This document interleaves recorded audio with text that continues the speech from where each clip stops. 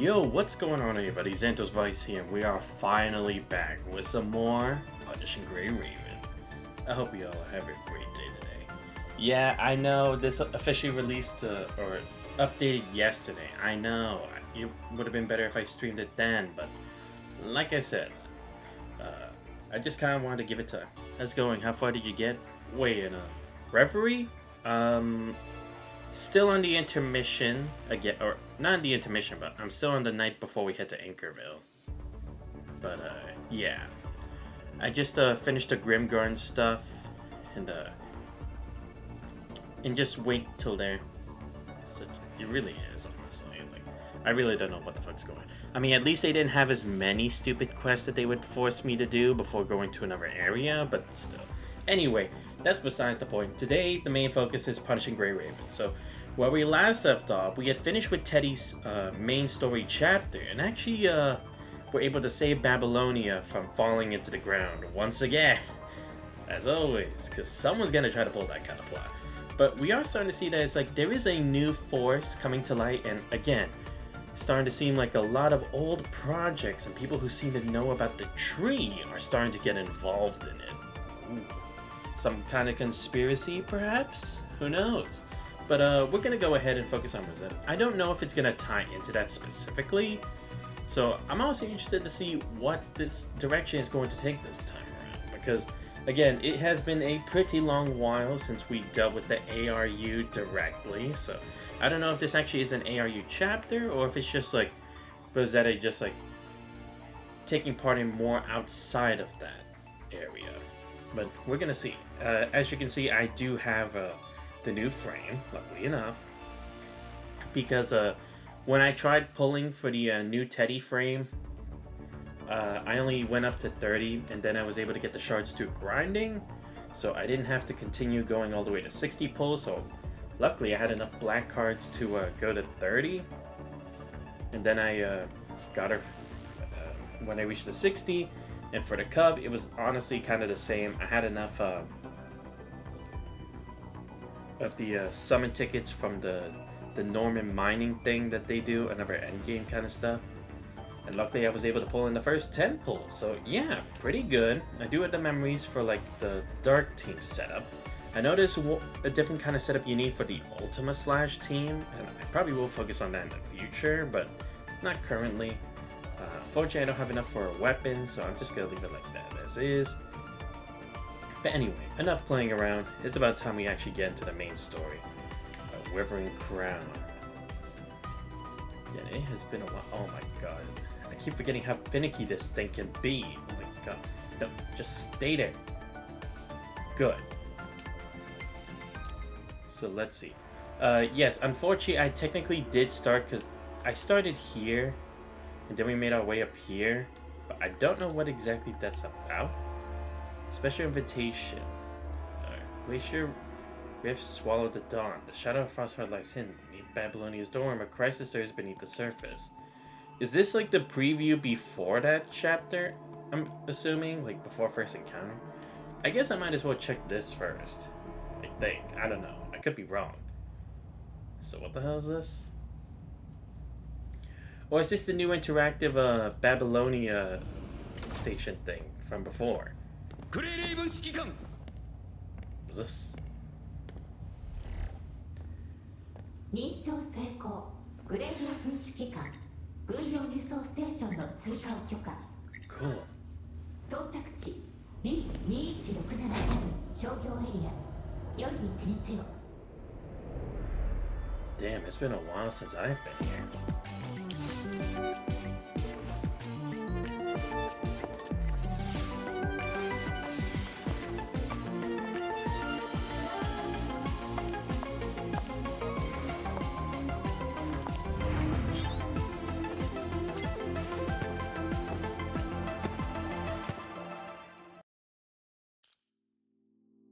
Oh, okay, so this is that interactive thing where I actually like get to walk around in Babylonia. Yeah, I never actually did this yet, surprisingly, because I didn't think if it was worth actually doing it, so... Well, I guess I might as well just set this up real quick. This will unequip the alpha piece to continue. Nah, let's stay with that. The color, we can make it blue? Nah, I'm more for the dark color. Don't get me wrong, the blue is fine, but if it was me, I'd rather have it a darker blue. So yeah, let's go with that. Hairstyle, ooh, okay. Different ones. I actually want to keep my hat. Oh, but it puts me a different hat though. I'm gonna keep with the black here though. That's my thing. Oh, okay, so whichever one I pick, that's how it's gonna be. Okay. How does the accessories work though? Yeah, gonna keep the wings there, of course. I'll keep this mask though. Pretty cool. And yeah, I guess I'll keep the hat. Wait, what would it look like if I did black hair with this? Not too bad. This kind of looks a bit like Rover's hair, but without the ponytail. Well, just a bit, not really. Yeah, I'll just go with this. Just confirm it.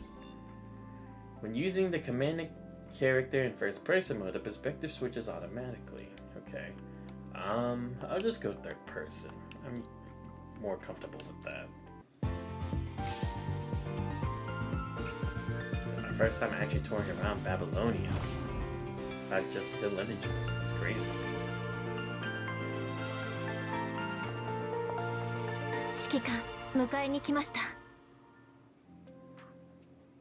Damn, so interactive though. It's so weird. I'm just used to seeing images. Seeing anything close to 3D model is interesting. 先日はお疲れ様でした。この休暇はどう過ごされるんですか? Spending time with you is good enough for me. Wait, what? Me with Lucy. Oh, keep watching. Yeah. Wait, what? Wait, but I'm pressing B. Isn't that the right answer? Oh, am I supposed to press A for this? そうですね。 Oh, okay, it is. 私のおすすめは I was about to say, usually I accept with B, but I guess that's different to you. Oh, shit, I didn't mean to skip. Fuck me. 信号データを記録す That's ると what makes it confusing. 新しく記録されたマップ情報を取得できるようになります。 Alright, I guess I could always do this later. Yeah, I'll just check it out later. Damn it, so confusing. Alright, anyway, first encounter. We found us a new Sophiasburg fighting for the future of the Arctic region. Okay. Can I do a file review real quick? Oh, okay, I don't have any yet. Okay. Well, whatever. We'll just go here. I don't really know what's going on, so... Check your ammo and gear!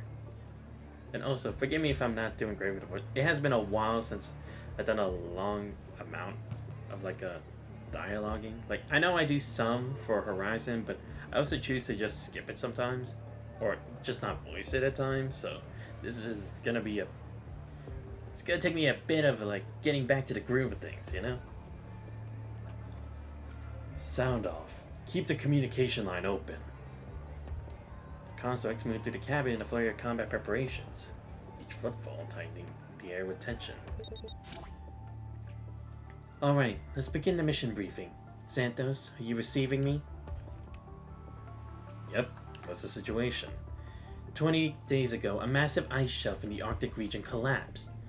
Our preliminary analysis points to the red tide flowing to the ocean, which disrupted the thermal currents and set off a chain reaction. Okay. The resulting fissures are tens of kilometers deep. Multiple coastal ports have been completely destroyed, displacing tens of thousands of civilians in the area. The world government is currently leading evacuation and relief efforts. But this disaster has also revealed an enemy we never expected. Sophiasburg, the former capital of the ARU. The former capital? Correct. As you dealt with them before, you'll recall the Union was once a coalition of powers similar to Kowloon. Sophiasburg was its most powerful urban center. It went completely dark during a catastrophic punishing virus attack years ago. It seems now it wasn't destroyed. It was entombed beneath the ice this whole time. As the ice recedes, Sophiasburg is re-emerging, along with the corrupted trapped inside. More worryingly, we detected energy signatures consistent with an ascended level threat. Oh, so it's like how Atlantis had just buried itself up, or submerged itself into water the whole time until the time was right. However, this time it's just a whole encasement of the corrupted. Wow, okay, that's interesting. But how did it cave in the first place, though? That's what I'm curious about. But yeah, I guess with the new threats of I guess basically it's like the world system trying to balance it out now, right? Because to be fair, the whole threat of Agent Zero / Cradle is no more, or at least not to the extent that it destroyed the world. So I guess now it's like, what's the normal threat that was supposed to happen? That's what this is. At least I'm assuming.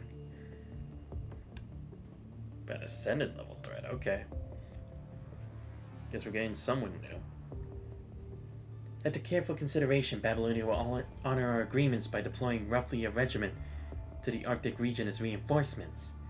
Given your experience in polar operations, you'll be among them, Xanthos. Your orders are as follows. Link up with our advanced units and the Union forces. Neutralize the corrupted threat. Ensure the safety of the Union civilians. We're relying on you. Understood? Let me take over from here. Said emerges from the rear of the cabin and hit the weariness in her eye. So this is the frame codenamed Malkov. Gone is your elementary rigger frame. Its replacement is a predominantly white model, armed with substantial plating. The equipment mounted on her back completes a distinct, fully armed appearance. Rosetta, is your new frame fully calibrated? I completed basic diagnostics. The logistics teams advised that for safety I remain by Xanthos' side. The consciousness connection should help stabilize my mind. I just reviewed the report on your new frame. If Xanthos hadn't performed that deep dive back at Babylonia, you'd likely still be unconscious from mind instability. Yes. Another blackout on my part would compromise the operation. That's why I like Xanthos to accompany me in the upcoming engagements. That shouldn't be a problem. We each represent Babylonia and the Union in this operation. Working together will help ensure cohesion between our forces. Commandant, you're right with this arrangement. I just hope you're not pushing yourself too hard. This isn't a situation where I can stand down. If I stay by your side, I know my luck will hold. And we will secure victory in this war. Everyone, we're about to enter the combat zone. As planned, we'll exfil immediately after reaching the designated airspace. As for us, we'll deploy via airdrop and join the engagement below. That's quite a bold maneuver for your new frame. The corrupt in this area have limited anti-air capability. Command and I intend to rendezvous with our allies swiftly before proceeding to the next phase. 3 minutes to the drop zone. All combat personnel to the bay doors are prepared for deployment. Let's move, Rosetta. Yes, Commandant. Land right after me. To help reduce the impact on you. Depressurization complete. Bay doors opening. 3, 2, 1. Open the bay doors. At the pilot's command, the bay door side open, admitting a fierce gust of wind and snow that whips against their armor. In perfect formation, the constructs leap one by one for the aircraft. It's our turn, Commandant. Let's go. Seriously, how appropriate. We just had a snowstorm here or not a snowstorm, but a lot of snow where I am, just like last week, and now we got this. Zeta acknowledges your words with a nod. Every weapon, she strides to the center of the bay doors. Damn, this is some tune, though. Actually, kind of fitting. There, she closes her eyes and draws a deep breath, responding with a soft internal glow. Final calibration that distributes power to all systems, ensuring she is combat ready the instant she lands. Seconds later, her eyes snap open. Dusters on her back flare to life with a faint hum as she steps decisively into the doorway. Ooh, damn, that's clean. Rosetta, moving out. You know, I'll be honest, when I heard it was going to be a white frame, I didn't know, because I really like the Rosetta rigger look. And I mean, she definitely needed an upgrade still. I will say, it does work pretty well here. 着陸プログラム起動。作戦準備を。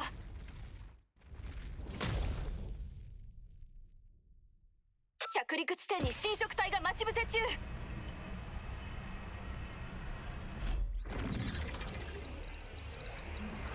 だったら一気に仕留めるまで。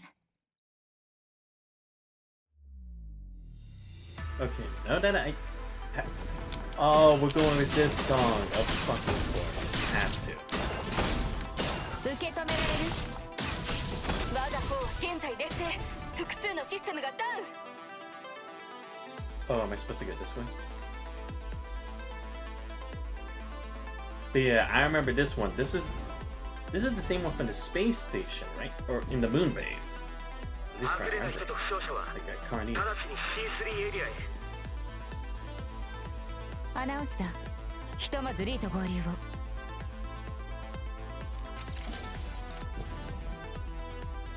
And no, I have no experience with this frame, so I'm gonna try to get used to it. 受け止められる。敵が新たに防衛線を突破。死守しなくていい。戦力温存が最優先だとみんなに伝えて。専用回線の調子が悪いのでオープンチャンネルで伝えます。指揮系統が非常に混乱しています。まずは何とか交代を。急いで合流しよう。指揮官。敵が表層を突破。リーがいる C3 エリアが攻撃を受けています。 C3 エリア解析中。迎撃態勢に入ります。総員、ここを守り抜きましょう。この先だ。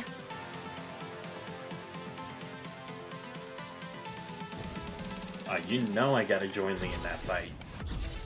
Yo, Lee, you didn't invite me to this dance? How cool. Holy いいタイミングで来てくれましたね。受け止められる。僕の視界からは逃れ。先生も切り裂く。指揮官がタイミングよく支援に来てくれたおかげですね。僕だけではキャンプと負傷者を守りきれませんでした。Good work, Hyper team. And everyone in the C3 area. The front line is on the verge of collapse. Get ready to quickly and rethink your strategy. Oh. あれが旧ソフィア市。氷河から現れた亡霊。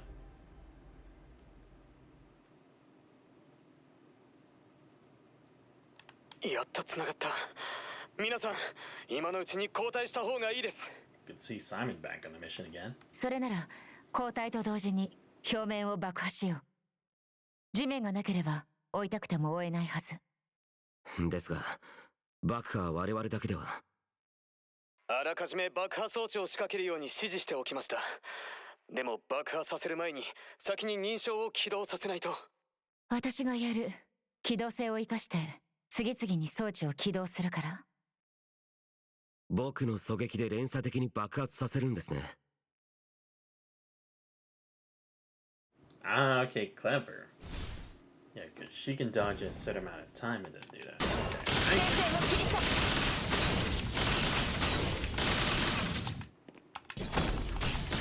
Oh, I see. So there is kind of a certain pattern. 受け止められる。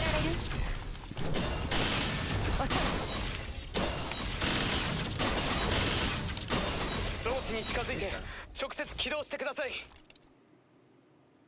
Just try and random things out, but alright. 私が先陣を切る。この躯体の力を思い知らせてやる。 What is that thing doing here? It should be dead! インブルリ。 Yeah, I was gonna say, that's Imperia! 受け止められ There る。 is no way. I defeated this thing! Oh, we did! 先生も切り裂く。 Rosetta's main chapter story. Oh shit.遅い。 What, they have multiple of these? Of the Imperias? It's been corrupted. That's not good. Oh no, not you too, old man. This is from Han Ying's chapter. From her from her bloody record. Why do you have this? How is that even possible? This is a Kowloon 受け止め project. られる。 Well, actually, no, it was actually from that organization. But seriously, why is this here? 先生も切り裂く。But wow, we're facing a bunch of old enemies. That is crazy. Nope. Man, get the fuck out of here. 一瞬で決めよう。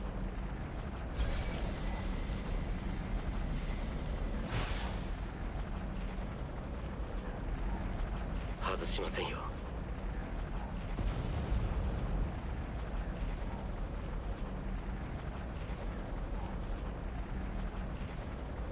すべて起動したわ。爆破開始。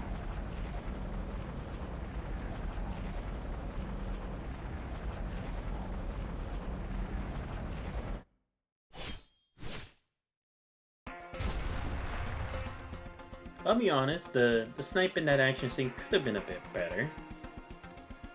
Thunder's crash erupts as the ice shatters under Rosetta's blow.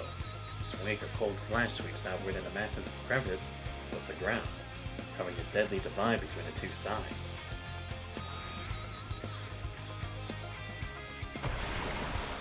Those of the corrupted, unable to retreat in time, plunge the cracked ice into the black water below.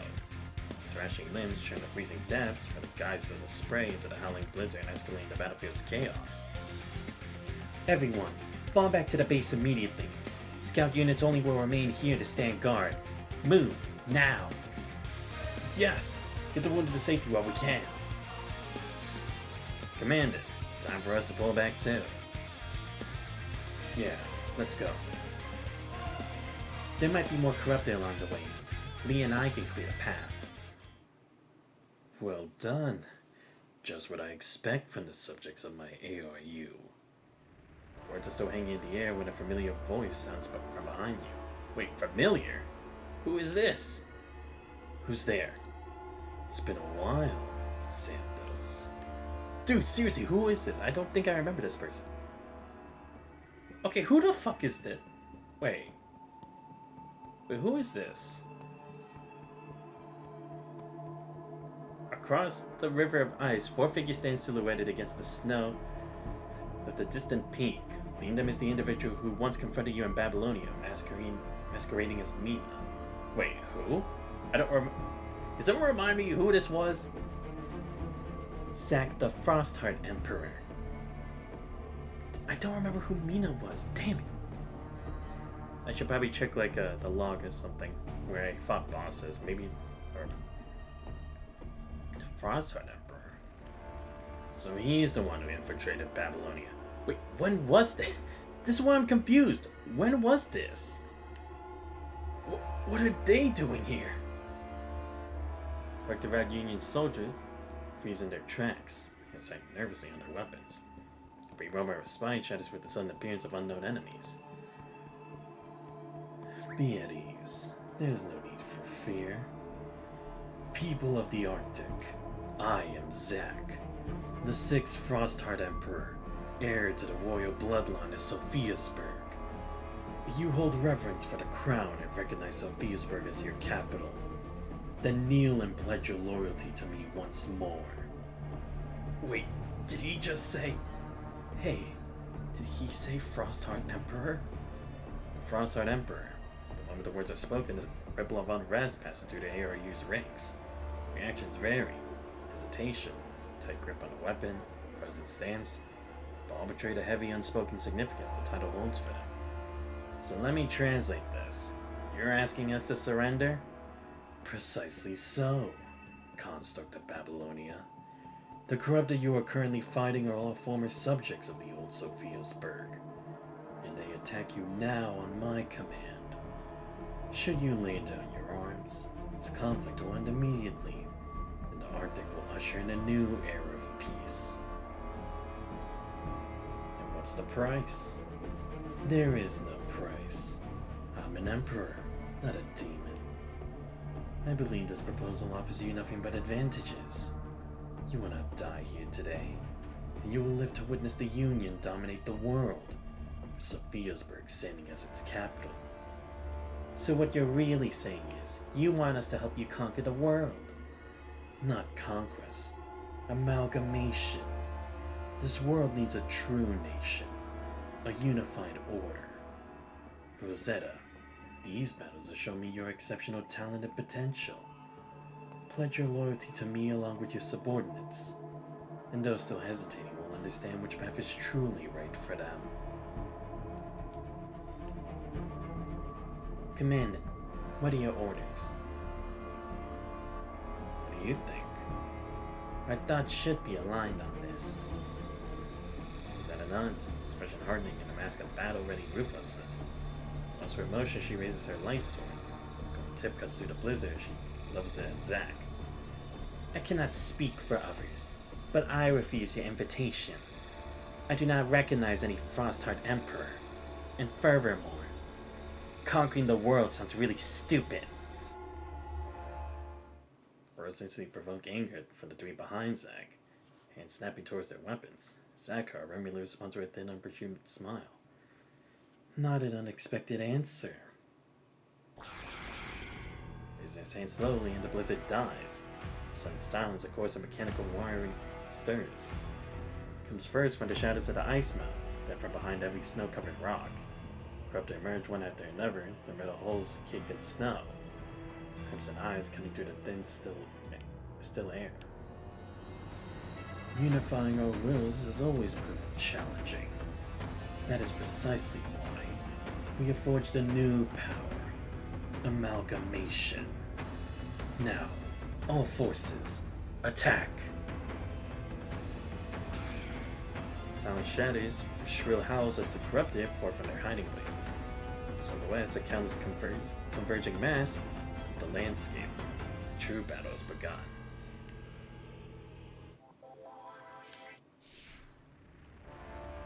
Combat mission briefing. Okay. Eliminate enemies, advance through stages, and clear objectives. This is how we push the war forward to its next phase. Pull our forces wisely, launch attacks, and leads to victory.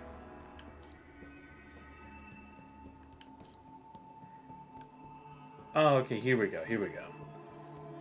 Mission background. 20 days ago, current disruption caused by the red tide led to large-scale ice shelf fractures in the Arctic region. The fractures damaged the coastal ports of the ARU, forced mass civilian displacement, and exposed the sealed old Sophiasburg containing punishing entities. Enemy assessment. Following the unsealing of old Sophiasburg, a large number of corrupted have emerged from within.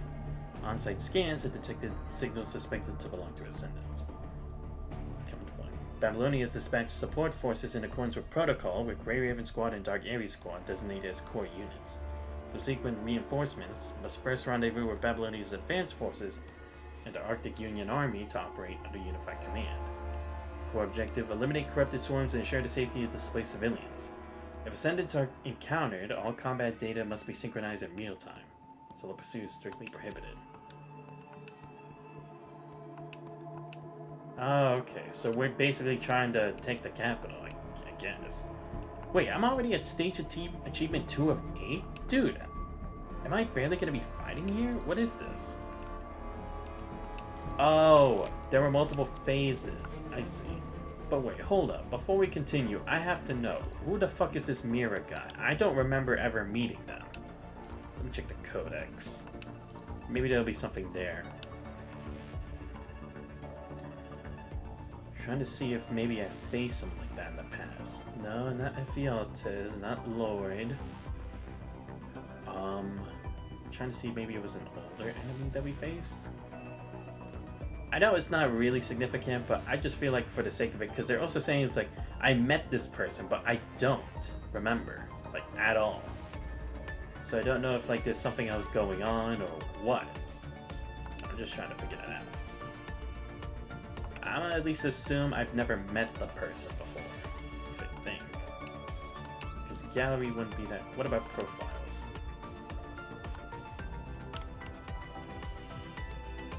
Oh, okay, yeah, we actually have this here. Okay.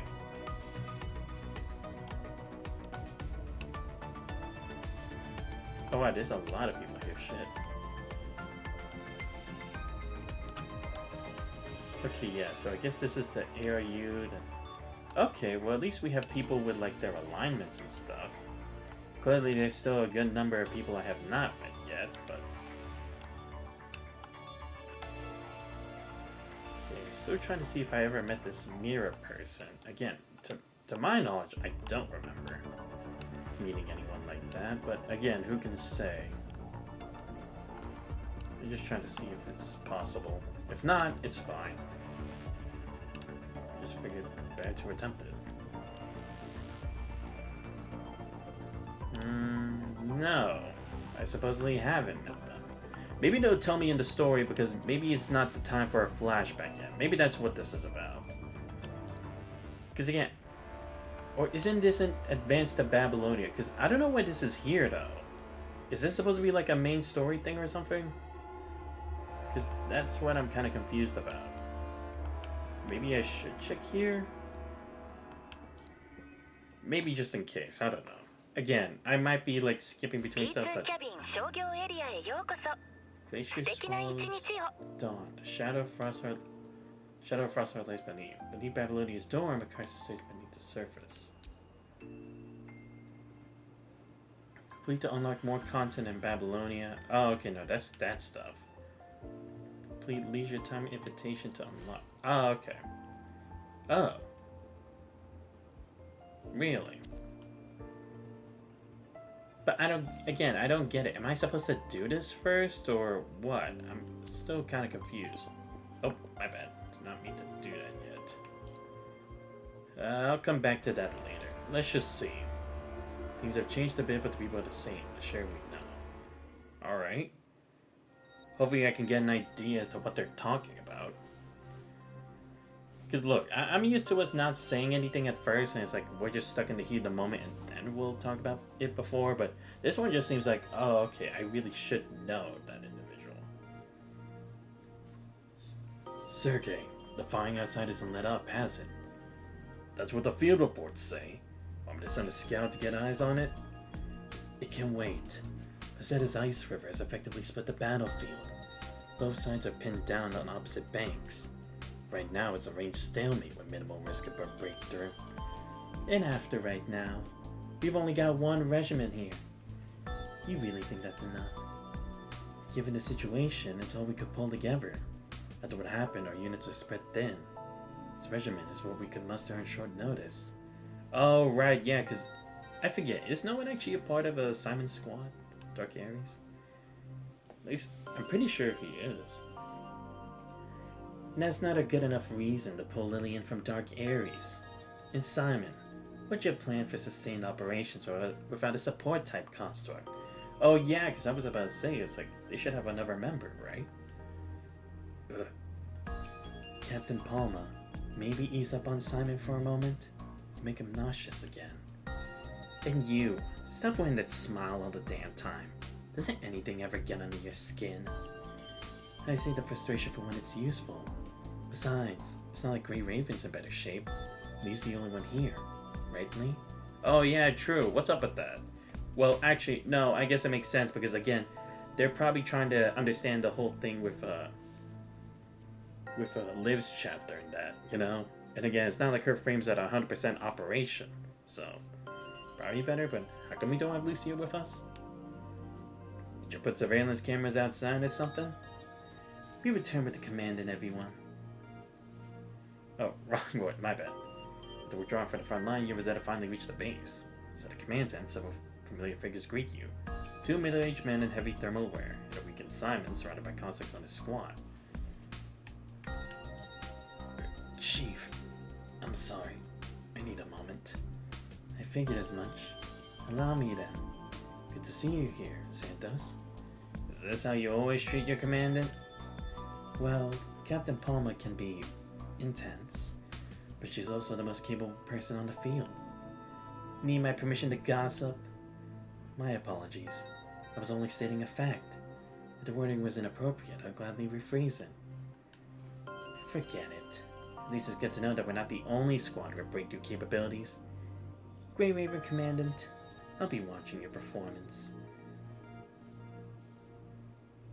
This is somewhat rushed, but let's begin the tactical briefing here. On the brief exchanges, Rosetta takes a position. Voice cuts through the low murmur conversation, bringing in immediate silence. While attention shifts to her, nearby Simon pushes himself up from where he's been slumped against a chair. I need 3 things. The current battlefield situation, the identity of our enemy, and our planned course of action. I'll cover the first. Dark Ares deployed ahead of other units and has accessed satellite intel recovered by Babylonia. Our intelligence should be fairly comprehensive. Thanks. Proceed. Let's start with that thing uncovered in the glacier. Cross-referencing satellite imagery with historical records confirms it's debris from the old Sophiasburg. Debris? What exactly happened to the old Sophiasburg?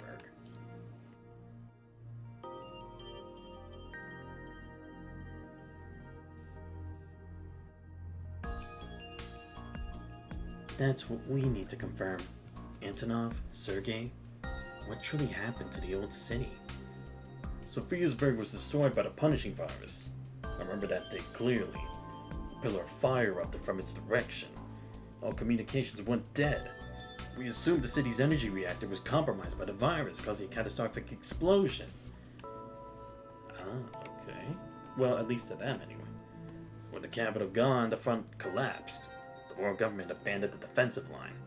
We were left to seek refuge elsewhere in the region. The rest, you already know. Ah, okay. Is that why they were always so hesitant, like, accepting help from Babylonia? Because with that, it's like, you would think, at the very least, some reinforcements would have been good, or at least, like, guaranteeing a safe evacuation, and efficiently, too. Considering it was their main base operations. So he never visually confirmed Sophiasburg destruction. We sent drones afterwards, but all they saw was ice and sea. Could the city have sunk instead? I don't know, because I mean, if it's sunk, how did it get back up? Very likely. The fissure from Rosetta's earlier intervention made me realize that the explosion didn't vaporize the city. It caused sections to collapse into the frozen sea, becoming trapped within a glacier over time. Ah, okay, yeah, so it's basically like, it created like a whole, like, terrain for it to still stand on, but that whole thing sank.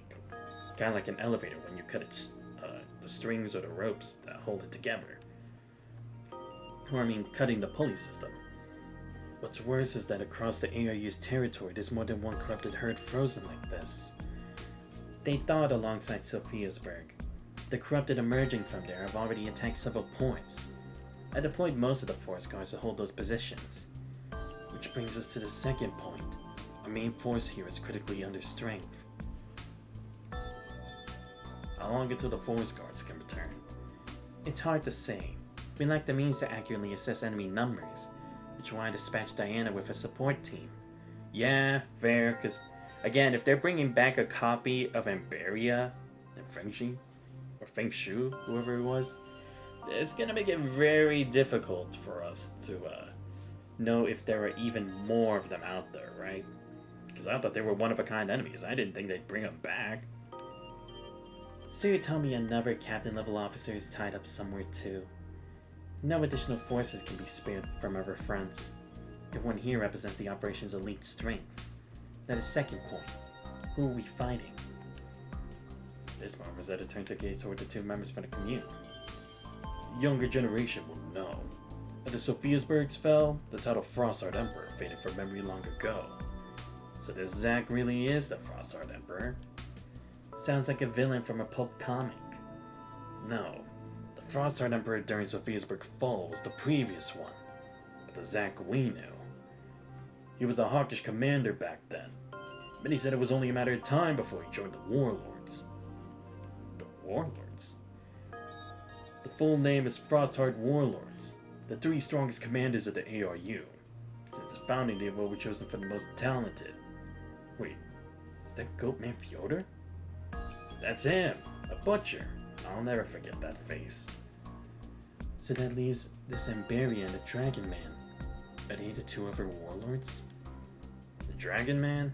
I'm not sure, but aside from Zack, the most terrifying presence is likely Amberia.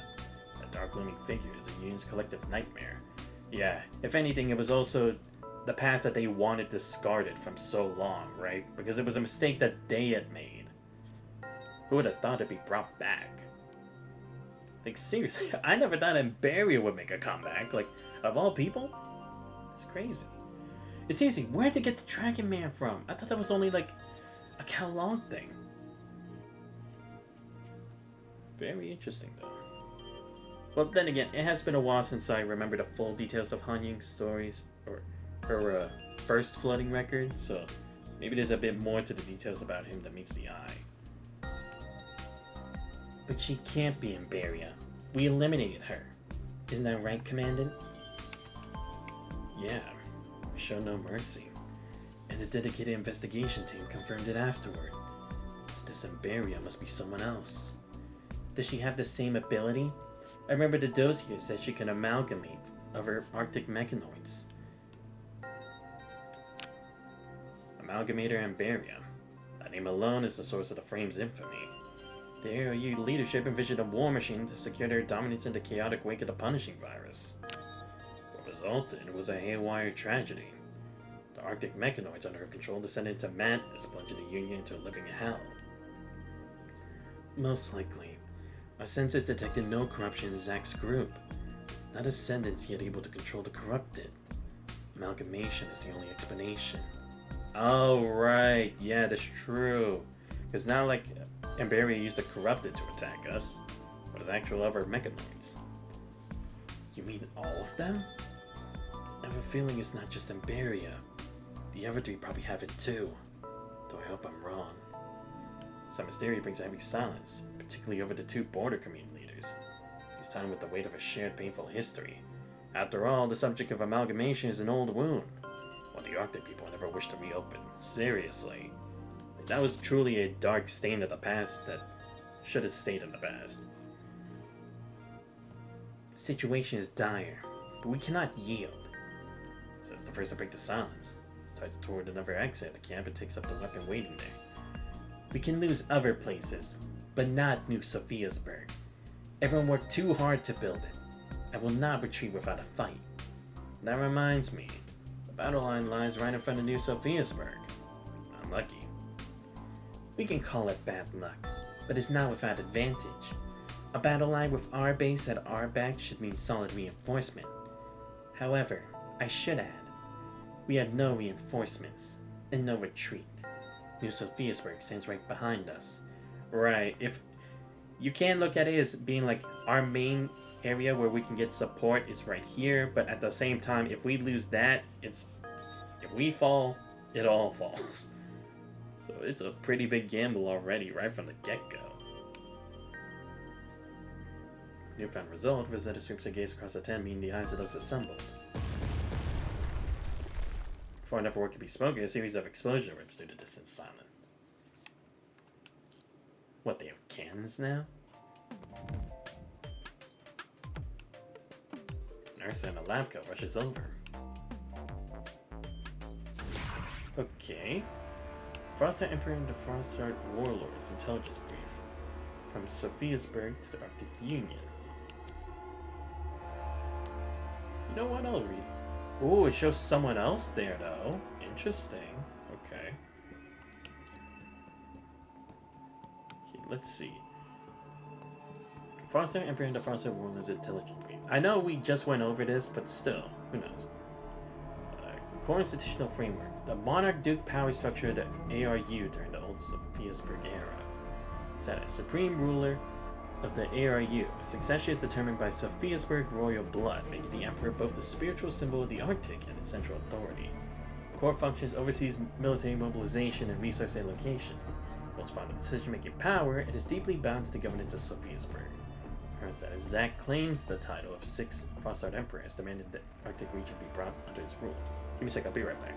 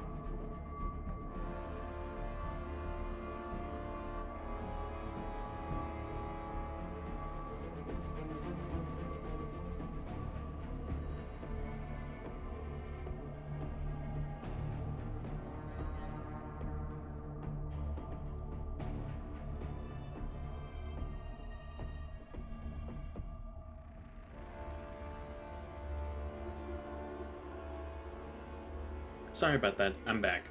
I just had to go grab or I had to help bring stuff into the house and then get my lunch as well. So I do have it with me. Let me just finish reading this, and then for a while I'll just like have the text read while I eat some of my lunch, because I have not eaten since like breakfast at like noon. Anyway. Okay, let's see. The Frostheart Warlords system status. The highest ranking military commander is directly under the Frostheart Emperor, a total of 3. Regarded as the strongest generals within the Union and answerable only to the Emperor. The criteria determined solely by combat capability, regardless of origin or faction. Known members: Fyodor, the former warlord with a negative service record, currently aligned with Zack's faction. Dragon Man, details unknown. A possible link to Imberia, details unconfirmed. Oh, okay. So it's like they have these vessels, but they don't know like the people in them. I mean, to be fair, they could have like constructed like an AI version of them. And to be fair, we have also had experiences where people like put the minds into machines and such. So maybe that's how they go about it. Sophiasburg to the ARU. Core profile. Since the beginning of the Golden Age, Sophiasburg has served as the capital and central hub for the entire region. Administrative decision-making center. ARU's highest deliberative venue, bringing together representatives from city-states and settlements to review cross-regional policies. Knowledge and convergence design home to top research teams. Energy and population hub, coordinate energy distribution for the Arctic region, attracting settlers from all regions. By the late Golden Age, it serves as a city with unmatched regional influence and defensive strength. Historical status and administrative structure. Political system and power distribution. Upon the area's founding, an imperial system was established and maintained, centered on the Frostheart Emperor. The House of Representatives, speaking for individual settlements, exercised half of the decision-making authority, forming an administrative framework of centralized coordination with democratic checks and balances. Post-punching changes. After the outbreak of the punching virus, Sophiasburg was exposed to escalating corrupted threats, and due to multiple compounding factors, ultimately sank beneath the frozen sea. Okay, got it. Now we can move on to this.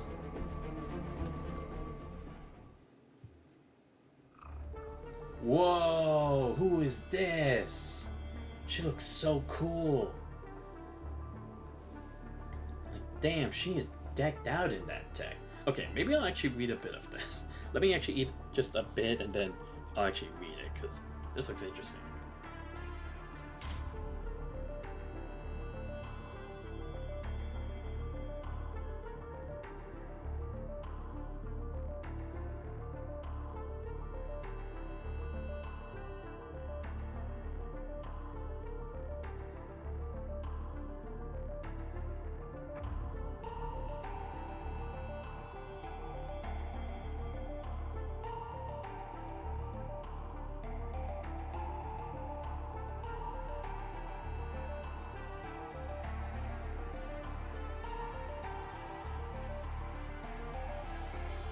Alright, I'm ready. You're back. Why? Weren't you meant to eliminate those Arctic dwellers in their Second Empire plot? Spoke from mockery to command. Zack offers no reply. His eyes fixed downward, he walked slowly, deliberately, toward the rubble pile where the royal throne once stood. The sound only fused the woman's fury. The voice grows even sharper. I stayed because I believed your little amalgamation project might achieve something. A Sephira, she means.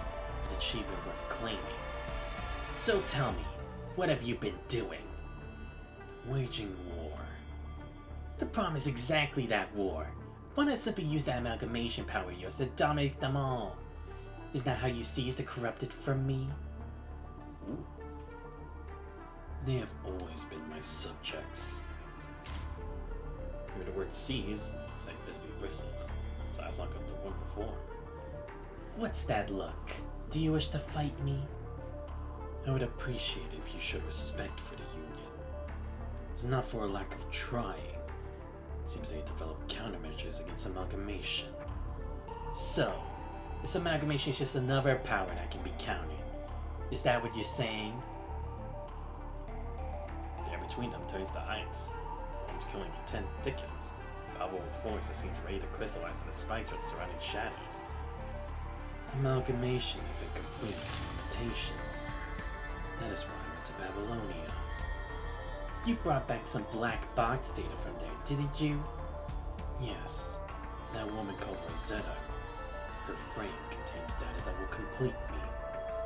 Or rather, her frame and I share the same origin. Oh! Okay, so we know what you went for. That information. I see. Right, because Rosetta was the only one who could stand a chance against Amberia at the time. Sounds like trouble. Then why not eliminate her once you've had what you needed? Are you not concerned she shares your power? She possesses malleable potential. She'll be an asset in the future war of amalgamation. And she cannot unlock that frame's true capability. Not as I can. What? There was more to it? You're so certain. What now? The warlords will oversee the war. I will use the black box data to perfect my frame. Once the data processing is complete, I will become the ultimate amalgamator. At that point, it won't matter who stands against me. Huh. See that you remember our agreement when that day comes. Though I don't believe amalgamation technology represents the Philo-Tree Sephira. Once the Arctic people are united and St. Petersburg is restored to glory, the amalgamation technology will be yours. What? They know about the Sephira too? Damn, everyone knows about this stuff.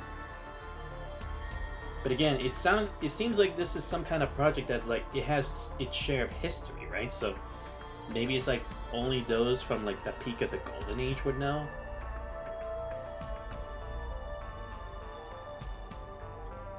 Like maybe that was the basis of being able to advance tech to the point where it ended up getting them to the 0-point reactor. Satisfied by his assurance, the woman says nothing more but draws a murderous intent. As I close his eyes, I let himself sink into the liminal space between consciousness and data. Now in the snowfield shattered by eternal blizzards, frigid winds howling whirl with ice shards. Nothing exists but a vast desolate white between heaven and earth. In the distance, Zack spots several scholars, their bodies stained with dark crimson. Put together in the knee-deep snow, the tattered research uniforms look saturated with ice and frost.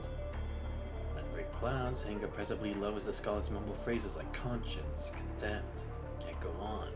The words at last are torn to shreds by a howling gale, leaving them as silent tombstones in the wasteland. It's exactly what left Zack's frame without its final calibration, like where the power knows the ultimate amalgamation. Soon. Ooh, ominous. Now, kill the power to this whole section. On it. We got the extinguishers. Aim at the base of the flames and spray it down. Oh, is it like whatever, like, caused that thing? What the hell even happened? Oh no, yeah, because that Ursa came along. However, while the Babylonian crew is simply glad to be out of danger, the ARU members, was that included, just look on with a wary, silent expression to those who've seen it all before. Oh, new character. That was just a minor slip-up, Dr. Bear. Let's restart the experiment. Dr. Mina, can we please take a break? Mina? She's the actual Dr. Mina. Wait, what? What do you mean, actual? There's only one brilliant Dr. Mina in the world. Unbelievable. How could Babylonia not spot an imposter? Is my face that forgettable? See, that's the thing, is like I said, when I initially started a bit of this chapter by accident, where it only showed like those little text boxes of how this would work, it didn't show me like any memory or such, so I don't know what this whole thing with Mina is about. Maybe I did forget something about that, but at least I don't recall anything like that. Probably because nobody's ever actually seen you before. This is the developer of my Malka frame. Not the developer, the builder. Your grandfather was the actual developer. How many times do I have to say that? Wait, really? Her grandfather was the developer? I'm sorry. During Rosetta's introduction, Mina cuts in abruptly. What are you all staring at? I'm annoyed enough as it is. Then Insignia. You are the Grey River Commandant, aren't you? Let's shake. I'm Mina. Thanks for saving Rosetta. And for saving Malkuth. Despite her prickly demeanor, she seems to be a candid woman. So, what exactly happened here just now? Were you running some kind of experiment? A simulation startup test for Malkuth. I don't want to talk about it. Dr. Bear, you explain. Alright. Simply put, Dr. Mina feels responsible for Rosetta's coma, so she's been researching for the cause of the startup failure ever since. This isn't your fault, Doctor. It was an incomplete frame after all. Babylonia uses incomplete frames all the time. I never heard a failure this catastrophic. Makes my blood boil just thinking about it. Yeah, I mean, not wrong. To be fair, Lee was using his hyperreal frame when it wasn't complete by that point. During his whole chapter. In the hyperreal stage, and the same could be said of everyone else.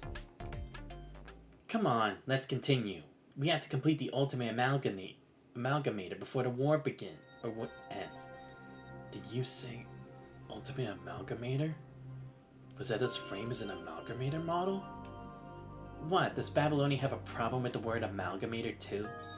Well, I didn't name it. You want answers, ask Rosetta's grandfather. That's what's written as the manuscript. Isn't that dangerous? Technology itself isn't evil. Only those who misuse it. Besides, it's precisely because Dr. Puff documented all the amalgamation tech that we could develop counter-amalgamation module. I mean, fair, because, yeah, it's like, things can start out with a good intention. It just depends on how far people are willing to go.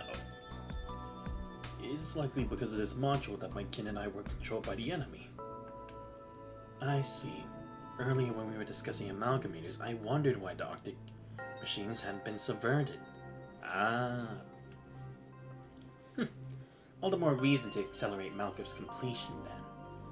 Fight fire with fire. You catch on quick. This current frame is basically running on a workaround. The amalgamation capabilities, the power described in the manuscript, none of it's being fully utilized. With the front lines tightening and we can activate Malkuth, your jobs will get much easier. I see. So that's why Zach wanted that frame data. Because again, it goes back to the core idea of amalgamation. Okay. Alright, good. Now we know why he was there. Again, wish you could have seen the scene though. Count on you then, Dr. Mina. You bet. Leave it to me. Report. The Foster Emperor's forces deployed ice generators. They're sealing the fissure in the ice. The gaps are almost closed. Oh, wow. Damn. Ice generators. Smart. Figures. Couldn't keep them pinned forever. I never intended to. But we bought enough time for everyone to get acquainted. Tell the others at the base. Mobilize all reserves to the front line immediately.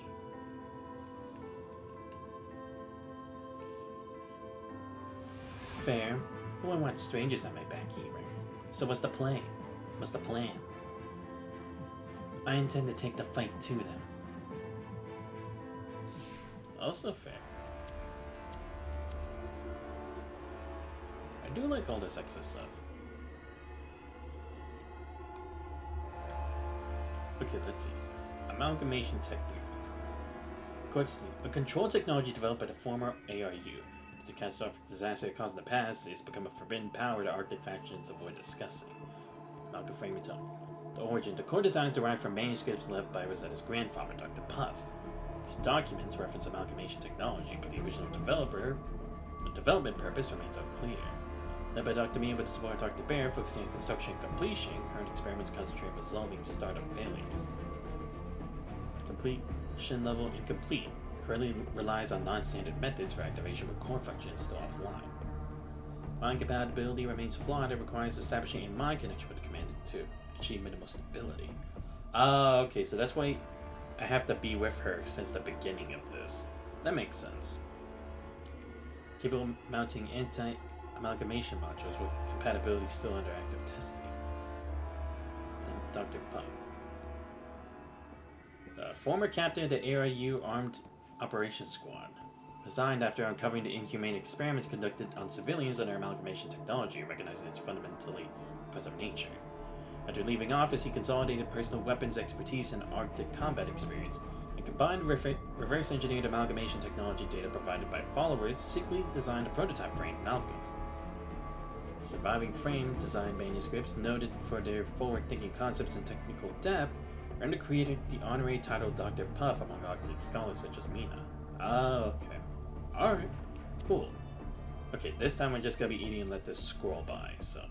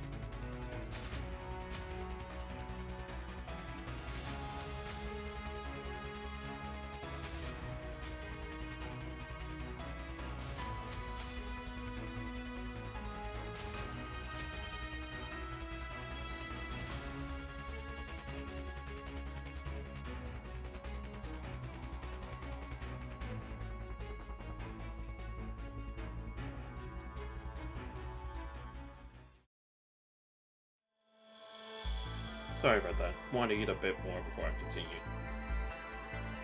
Commander, after discussion between Babylonia and the port authorities, it's been decided that I should serve as the chief commander of this joint operation. If you're under pressure, I could take over if you prefer. I never expected you'd be able to read my thoughts like that, Commander. I'll also take the public role of commander in the upcoming battle. I hope to incorporate as much of your strategic insight as possible. Because this is a war we absolutely cannot lose. Yeah, that's the interesting about Rosetta, you know, because you would think, like her, you would think she, with her pride of this being her home and everything, she would want to lead the charge. But she's known better that accepting help isn't such a bad thing after all, you know? Not that she denied it completely, but having someone else to be by her side to confront such a challenge has become something for her now. Right. Using a term from those old films I've been watching lately, I suppose we'd be co-bosses. If you ask for my help, I'll be there. Thank you. I knew you would say that, Commander. Before we land, I'd like your first piece of strategic advice. The Arctic region will soon enter deep winter, which will put us at a disadvantage in a protracted war. What do you think we should do? How are our logistics? Not good. The corrupted and disrupted shipping lanes across the Arctic region, and New Sophiasburg is still a fledgling city with underdeveloped infrastructure. In short, we lack the supplies to sustain a long battle. Our only option is to end it quickly. Yes, I also believe our only recourse is to force a decisive battle as soon as possible. But that raises another problem. The enemy is unlikely to accommodate our plans.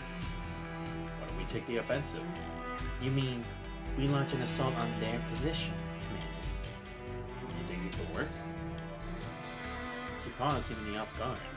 I saw it for a moment, didn't keep spoke again. I mean, to be fair, it's a risky move. Because again, we're putting everything out there. But at the same time, it's true, we don't have the most time for this, because they had the advantage of that surprise. It's possible. Although we're outnumbered, we have several elite vanguards who can serve as a tactical spearhead. Plus, they're currently on the defensive.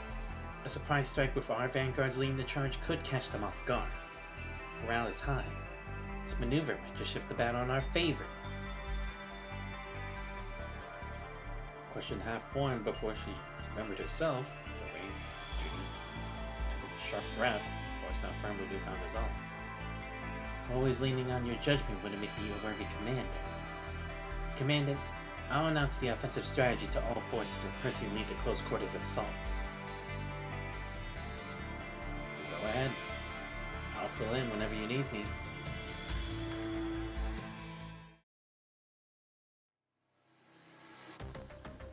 Then I will announce the operation plan. Snap back to reality, Rosetta raises a hand and activates a projection. The satellite map of the battlefield materializes in the air. The details crisp, the outline of the old Sophiasburg and the breach point of surrounding ice. First, answer me one thing. Are you serious about taking the fight to them? Are we really going on the offensive? I thought we'd be digging trenches and establishing a defensive perimeter. Don't tell me we're charging into the city. Yeah, wouldn't it be reckless to assault the city with our current numbers? Come to think of it, isn't there a breach at Sophiasburg's main gate? Correct. We won't need to fight for the gate or scale the walls. This siege is essentially a battle on more complex terrain. Besides, both my team and Babylonia's elite squads have breaching capabilities. Entering through the breach won't be difficult. True. Though I don't know why the city gate is breached, using it would make things much easier for us.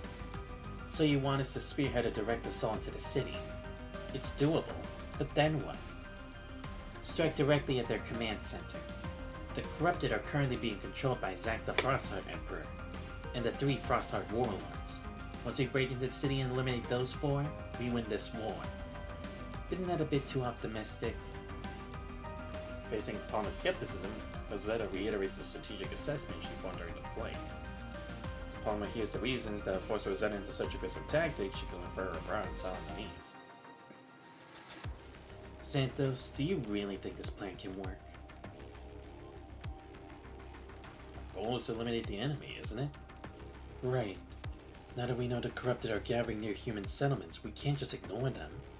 Taking out their command center is probably the most effective way to eliminate these corrupted. Guess it's our only option. Nolan, what's your take on this?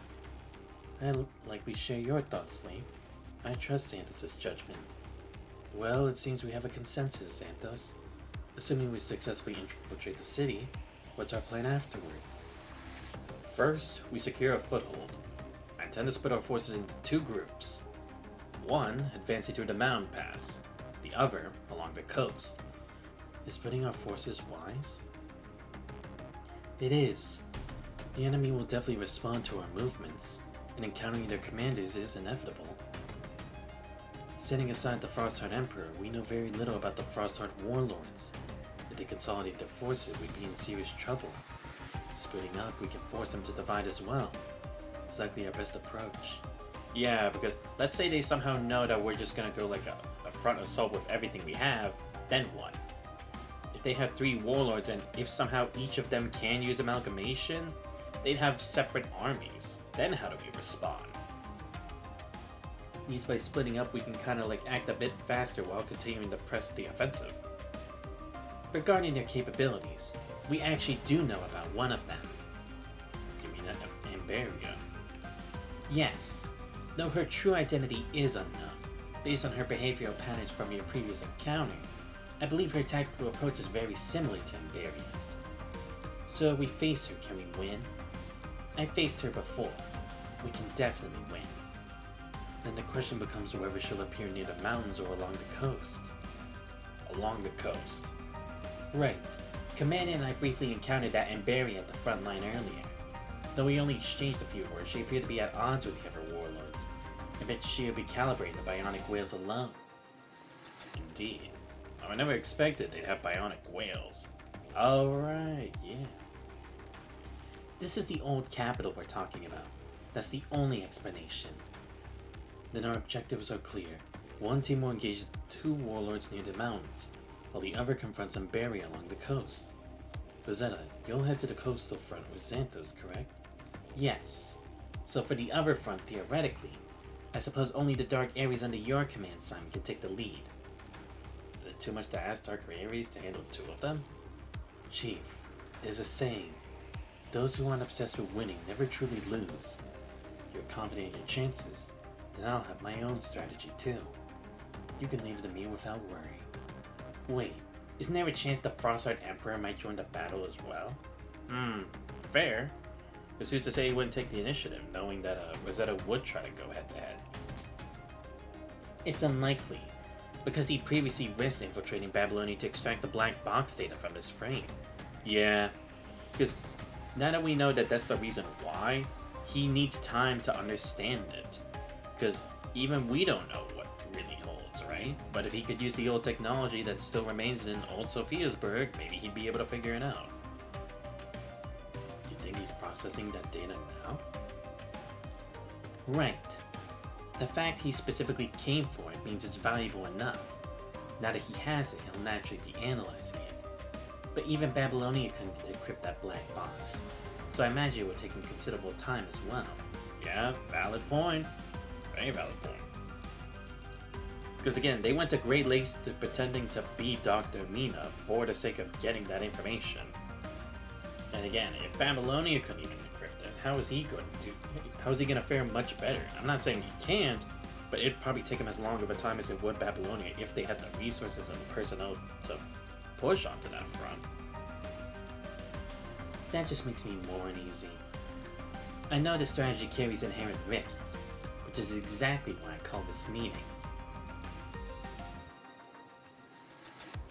A vote to decide, right? Yes. Though I'm the commander, I know I haven't accomplished enough to earn everyone's trust. My words alone can't convince you all, and any doubt will only magnify on the battlefield. I don't want our operation to fail because of that, Wow, okay. Interesting. We're actually putting it to a vote. I did not think that's where this was going. But fair, because again, you want to make sure that the people going into there are willing to stand by that decision too. Because if they're just being forced to by the commander and they fall out of position, we're stuck with way too many openings for them to try to poke holes with. It'd be way too risky. Then you're worrying for nothing. We all know how much the forest guards are sacrificed for this place. I have no objections. I don't fully understand everything, but you all are the strongest ones here. So what you decided, and I'll follow. Coming here means find the corrupted, and that's always been the deal. As long as you don't treat our lives as expendable, we've already made our peace with everything else. Well, that about covers it. Look, we don't want to be amalgamated again. You get the orders and we'll fight. Consensus has been reached. Despite the diverse perspectives and positions, everyone here shares a personal reason to fight. Because of that, they're willing to stand together. Give me your orders, Commander. Yes, Commander. I know not everyone acknowledges my past accomplishments, but I believe we're all professional soldiers with proper training. That's why I want to express my aspirations for this operation. Whatever the purpose of the old Union was, or why the old Sophiasport existed, none of that matters to us now.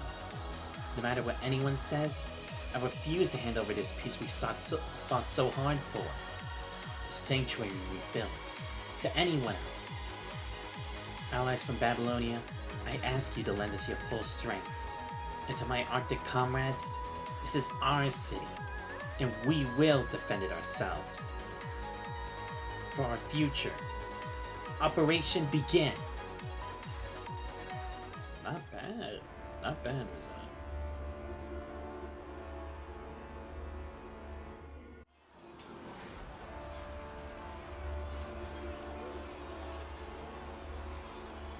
今回の作戦目標はただ一つ。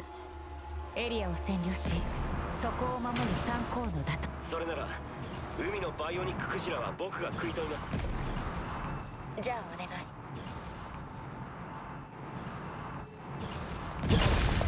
Damn, this is such a war zone. What a cool 指揮官、私たちは他のルートから進行しよう。指揮官、バイオニッククジラを見つけました。これから付近の行動体の相当およびクジラの制圧を試みます。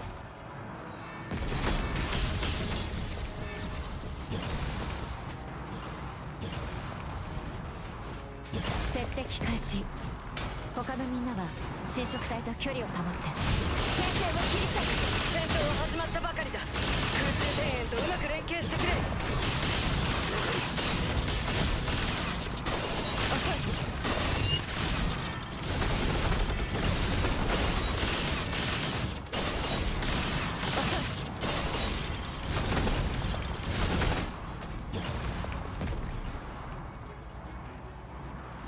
集積殿、こちらはもう予定地点まで突破しましたが、敵の数が多すぎます。彼らの罪を清算しよう。これはベストコンビ。 Oh, cool. Finally, no in action. Let's go. I've been waiting for this. Seriously, we have not got no one involved in story in like ever, bro. Finally.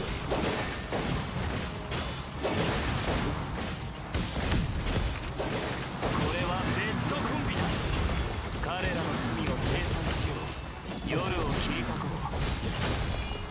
これはベストコンビだ。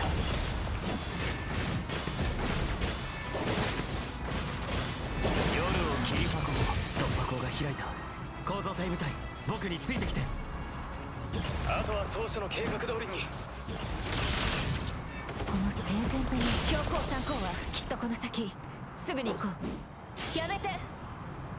インブルリア、いえ。あなたは一体誰？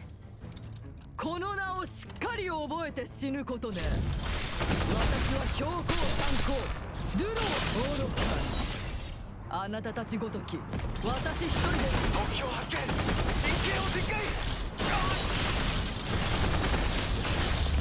以前の私と同じと思ったら大間違いよ。標高三高。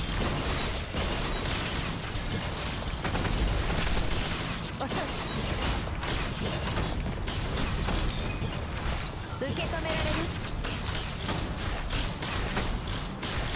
先生も切り裂く。先生も切り裂く。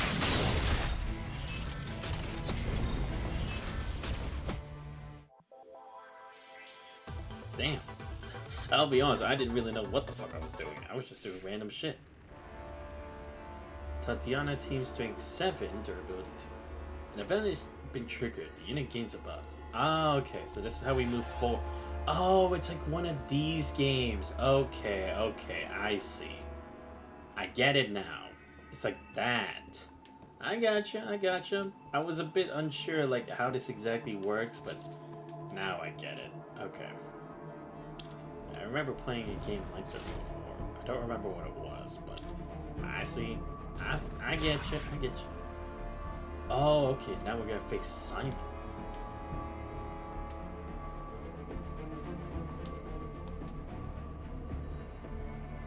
Okay, we're facing against 2 with Simon. Okay, okay. I'm ready for this. Or, no, actually Simon is, right? Again, I'm gonna continue eating, so.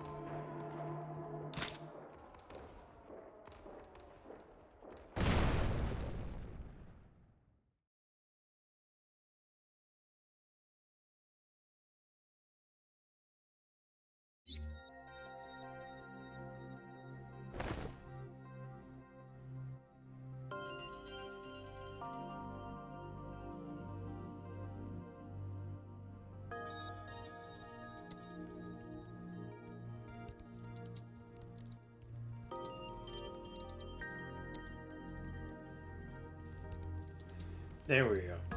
Dude, I'm so glad that it's like they always bring Nolan for stuff, you know? Because don't get me wrong, his floating record was amazing. Like, seriously, the story, one of the best all time. But like, I always wish they make him like more a part of us, you know, Babylonia. So I'm glad we had these moments where he actually like, and we get to fight as him too. Pretty good. Rosetta deployed, only skeleton defense and comms crew remain.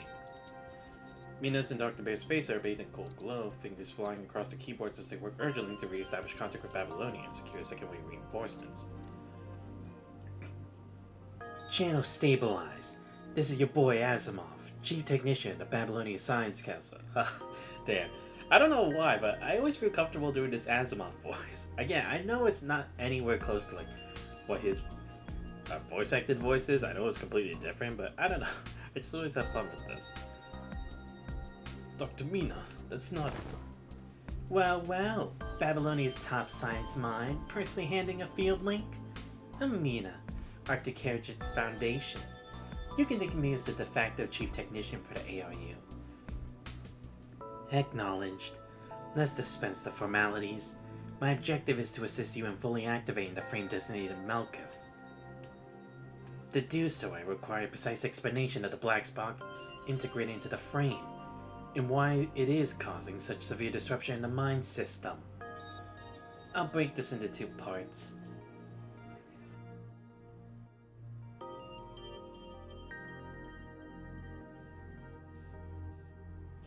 First, I know the black box relates to amalgamation tech, but not the specifics of that link or its operational principles. I was the builder, not the creator. Right, so she's like just the engineer that makes it, but she's not the one who like made the, or like constructed the blueprints and knows the finer details of that. Fair. Second, the problem may not be the black box. The Arctic suffers from severe technological discontinuity. It's possible I introduced flaws during construction working out from the manuscript alone. This discontinuity, it began after the Imperia incident, correct? The event triggered widespread aversion to structured research across the Union. Exactly. Most Arctic researchers never received a complete education. I started as an engineer and shifted tracks mid-career. We're not exactly prodigies here. Mistakes are entirely possible. You know what? Fair.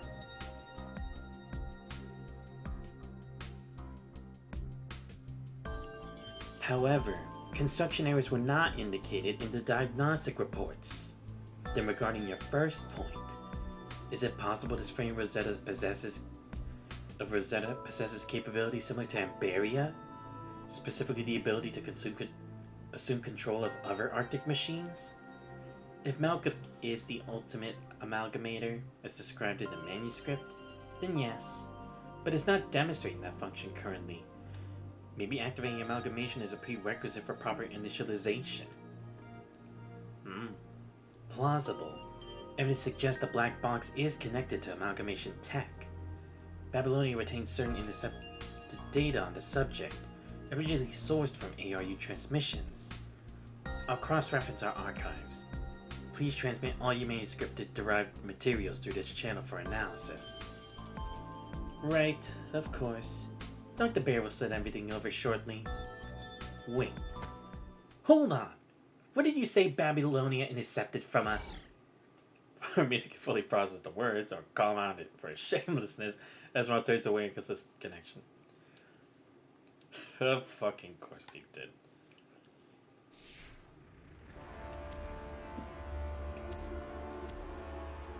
Alright, at least want to check out this next part. What was it?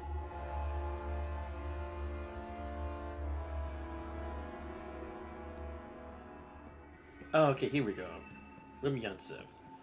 One of the Frostite warlords, a militant general who once commanded the majority of the ARU's forces. He currently operates an anomalous frame equipped with Kalong technology. His identity, combat capability, and technological origins remain largely unknown. Preliminary reconnaissance detected Kalong technology traits, including limb joint architecture and energy response patterns. However, Rumyantsev belongs to the former ARU power structure, Frostite warlords, and shows no confirmed affiliation to Kalong forces. The origin of the frame in question. Yeah, because again, it's like that's what I'm trying to figure out. Who would they have gotten this from? Because again, it is Kowloon Tech. That is true, but who would even have given it to them? Who even has the connections?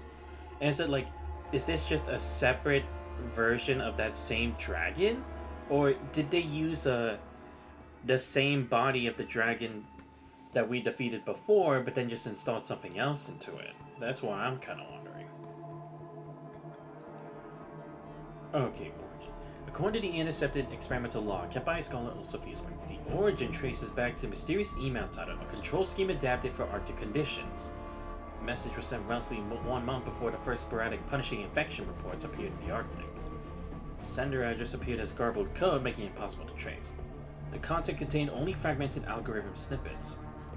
Explanations. Sorry.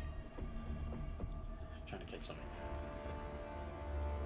Explanation of mechanical control logic, and a peculiar note. The basic framework for swarm coordination must be completed in combination with the characteristics of Arctic machinery. So was someone trying to spread the idea of like how the Ascendants can control Corrupted, but a man-made version of it? The email was initially received by 3 scholars specializing in Arctic mechanical systems. After testing the algorithms on small-scale Arctic machines in their laboratory, they successfully produced the first rudimentary form, what would later be known as amalgamation. Okay, got that.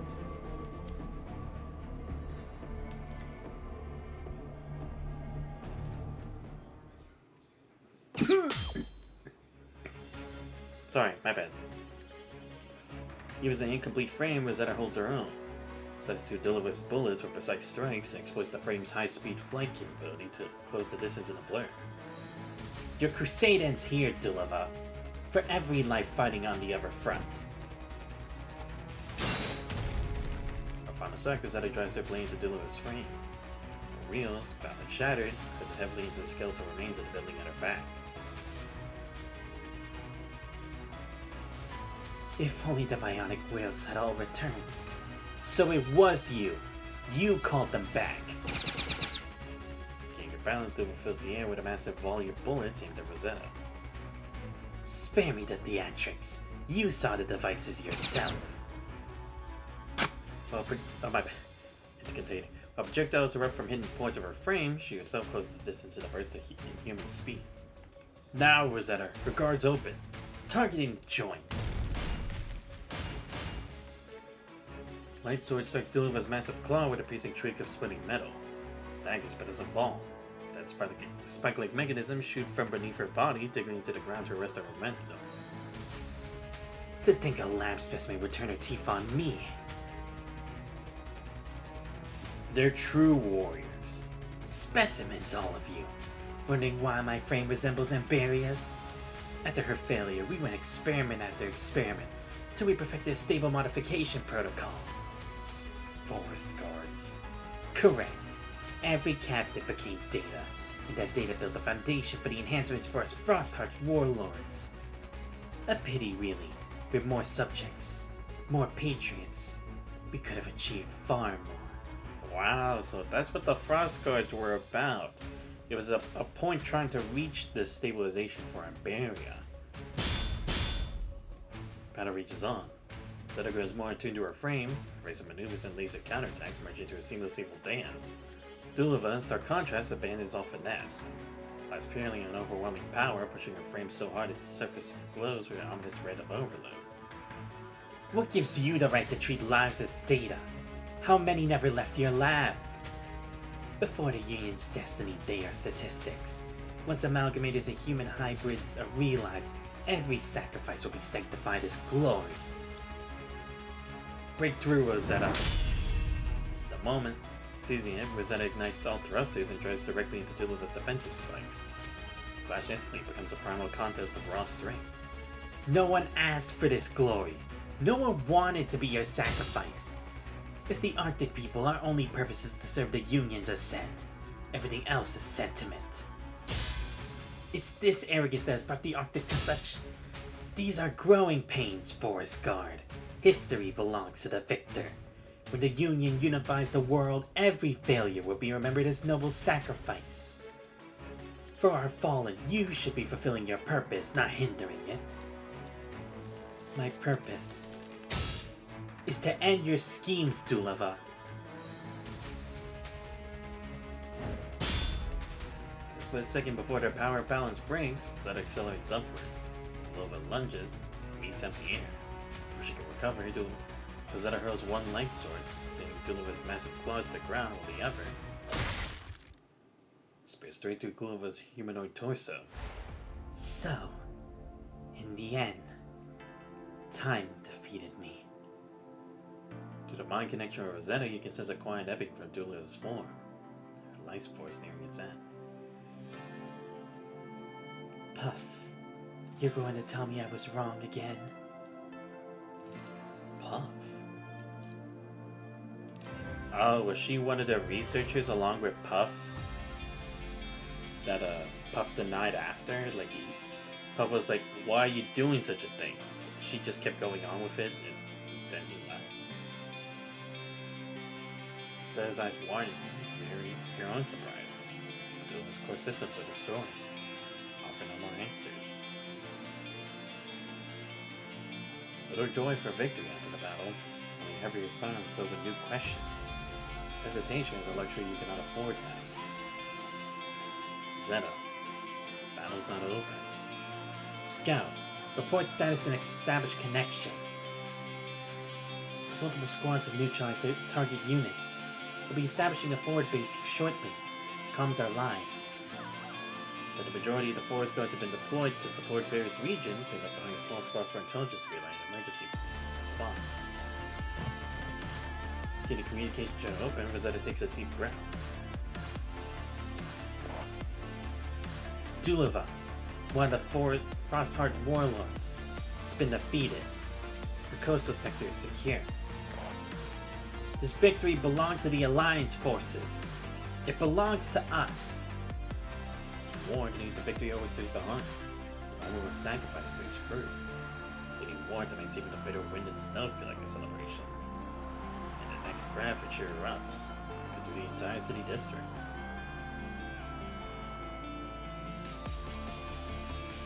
Palma, they've taken their objective.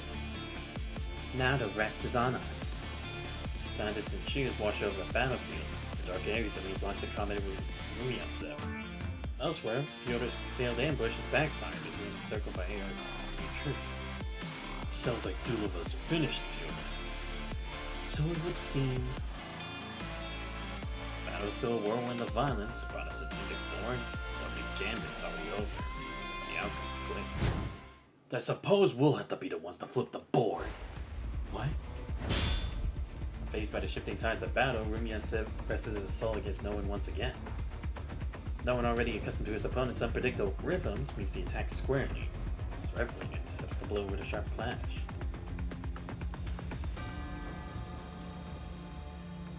I must say, ARU soldiers never cease to impress. Bringing out anti-tank weaponry to demolish a building.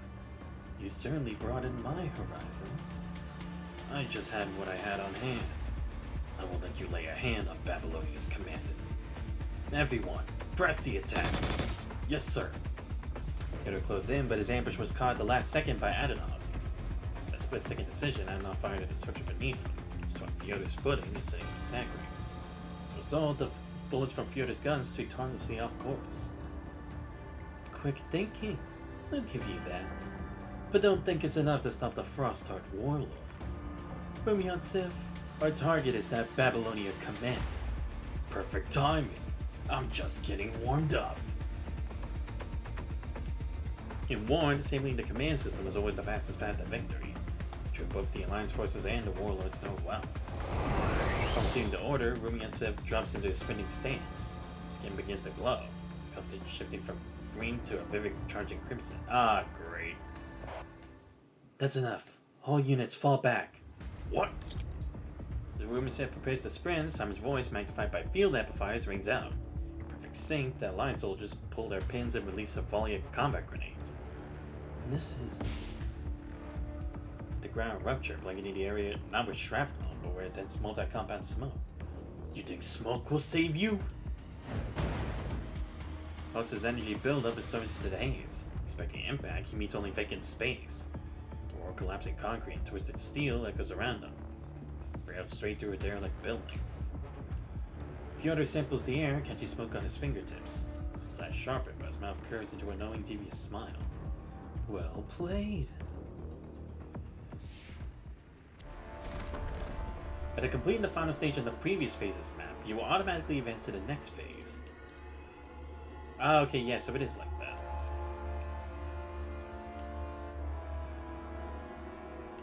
Yeah, how do I do... Oh, okay, I don't have to meet up with Simon yet. Oh, okay, I gotta make my way over there. Oh, okay, wait, just go here. Okay.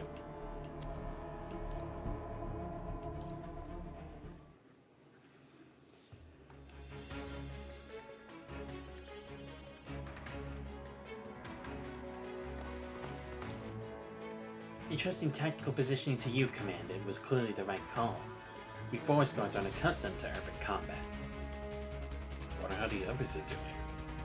Given our earlier loss of contact with dark areas, your concern is understandable, Commander. Scout, can you connect now? Affirmative. In fact, they just sent a connection request as well. Following the instructions, the scout sets the briefcase down in the snow. The lid opens automatically, but our antenna extends, a pale blue hologram comes to life, cutting through the snowy mist.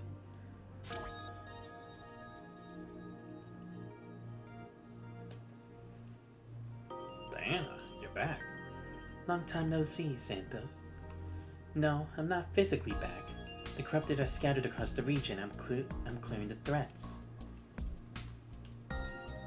But I'm on a break now, so I linked in to check in on everyone. I reviewed the scout's briefing before joining. The battle proceeding favorably. Commander and I have made an unexpected discovery. Unexpected? The bionic whale pod. After defeating Dulova, one of the warlords, we recovered devices capable of recalling them. With proper guidance, the whales could become a significant asset in this war. I was under the impression there was no way to bring the pod back. Which is why I've been telling those old-timers at the other ports to fund more tech excavation. Everything's been a mess since the last chief captain died. What a disaster. But won't the enemy use those devices as well? The whales will be viable combat power for them too. How do we ensure recalled whales fight on our side? Bionic whales are basically big, good-hearted fish. If we fit them with anti-amalgamation modules, I'm confident they'll side with us. Then who handles this? Our rear support team, naturally. We can't pull personnel from your front line. We're stretched thin as it is. Any fewer troops in this war as good as lost. Since I've got the floor, up there in Rosetta's frame. We made contact with Asimov, Babylonia's chief technician, but we still haven't found a way to fully activate it. So even Asimov couldn't do anything about it. I'll take over the explanation from here. Don't you dare doubt my skills, Santos. You know how well I am. I know how good you are. Shut up. Hey. Malka's design is unique. Its creator implemented no activation protocols. It is effectively a machine without a power button. Why doesn't it frame that way? We're still investigating. However, I must clarify. It's not that we lack leads. Full activation is linked to mind stability, but the required threshold, let's just say it's currently unattainable. Specifically? Close to 10,000%. What? That's most absurd, almost comical words. Every jar hangs open. Seriously, he's never done anything like that, so that must not be an exaggeration. I've had my assistant rerun all calculations. Theoretically, either the formula's wrong, or I am. But we all know I'm never wrong, so it has to be the other one. But there's also a chance it's actually correct, isn't there? So it nods and the room falls instantly silent. The conclusion's correct, it means everyone here is attempting the impossible. It's better than being told it's outright impossible. This is the best outcome we can hope for. Now, we continue preparing, continue fighting. Proceed at your own pace. I'll handle the technical side, If the manuscript's calculations prove accurate, this frame could be a decisive factor in ending this war. So referring to the report section of Malco's output capacity, the figures are so extreme they strain credulity. When we're done discussing the frame, perhaps we should return our attention to the battlefield? Has anyone else noticed the corrupted seem endless? Did anything catch your attention? According to Antonov and his team, this district was once the central industrial zone of Sophiasburg. There are quite a few production lines beneath us. Right. We've already sent out scouts. Elevators to lower levels appear every few blocks. New corrupted emerge from them at regular intervals. They're consuming and producing simultaneously. Commandant, seems our enemy has already decided our next tactical move for us. Then we destroy the source. Correct. Until we understand the full extent of the enemy's resources, striking their supply lines is our most effective course of action. No objections. I'll coordinate our field teams and hit these targets. I'm stretched thin here. To maintain our own supply lines, we won't be able to join this operation. I'll oversee the anti-amalgamation modules for the whales to keep working on with Asimov and Malco's activation. Rosetta, the rest of the forest guards and I will return as soon as our support mission is complete. Be careful until then. The plan's laid out, Rosetta turns. It finds you. It seems the war is entering its next phase. I took command last time, Commander. How about you lead this one? I believe everyone here would like to hear the order from you directly. It's part of Rosetta's consideration for troop morale. In that case, the move should be... Operation begins now! Yeah, because I mean, who better to rally them up than the legendary commander himself?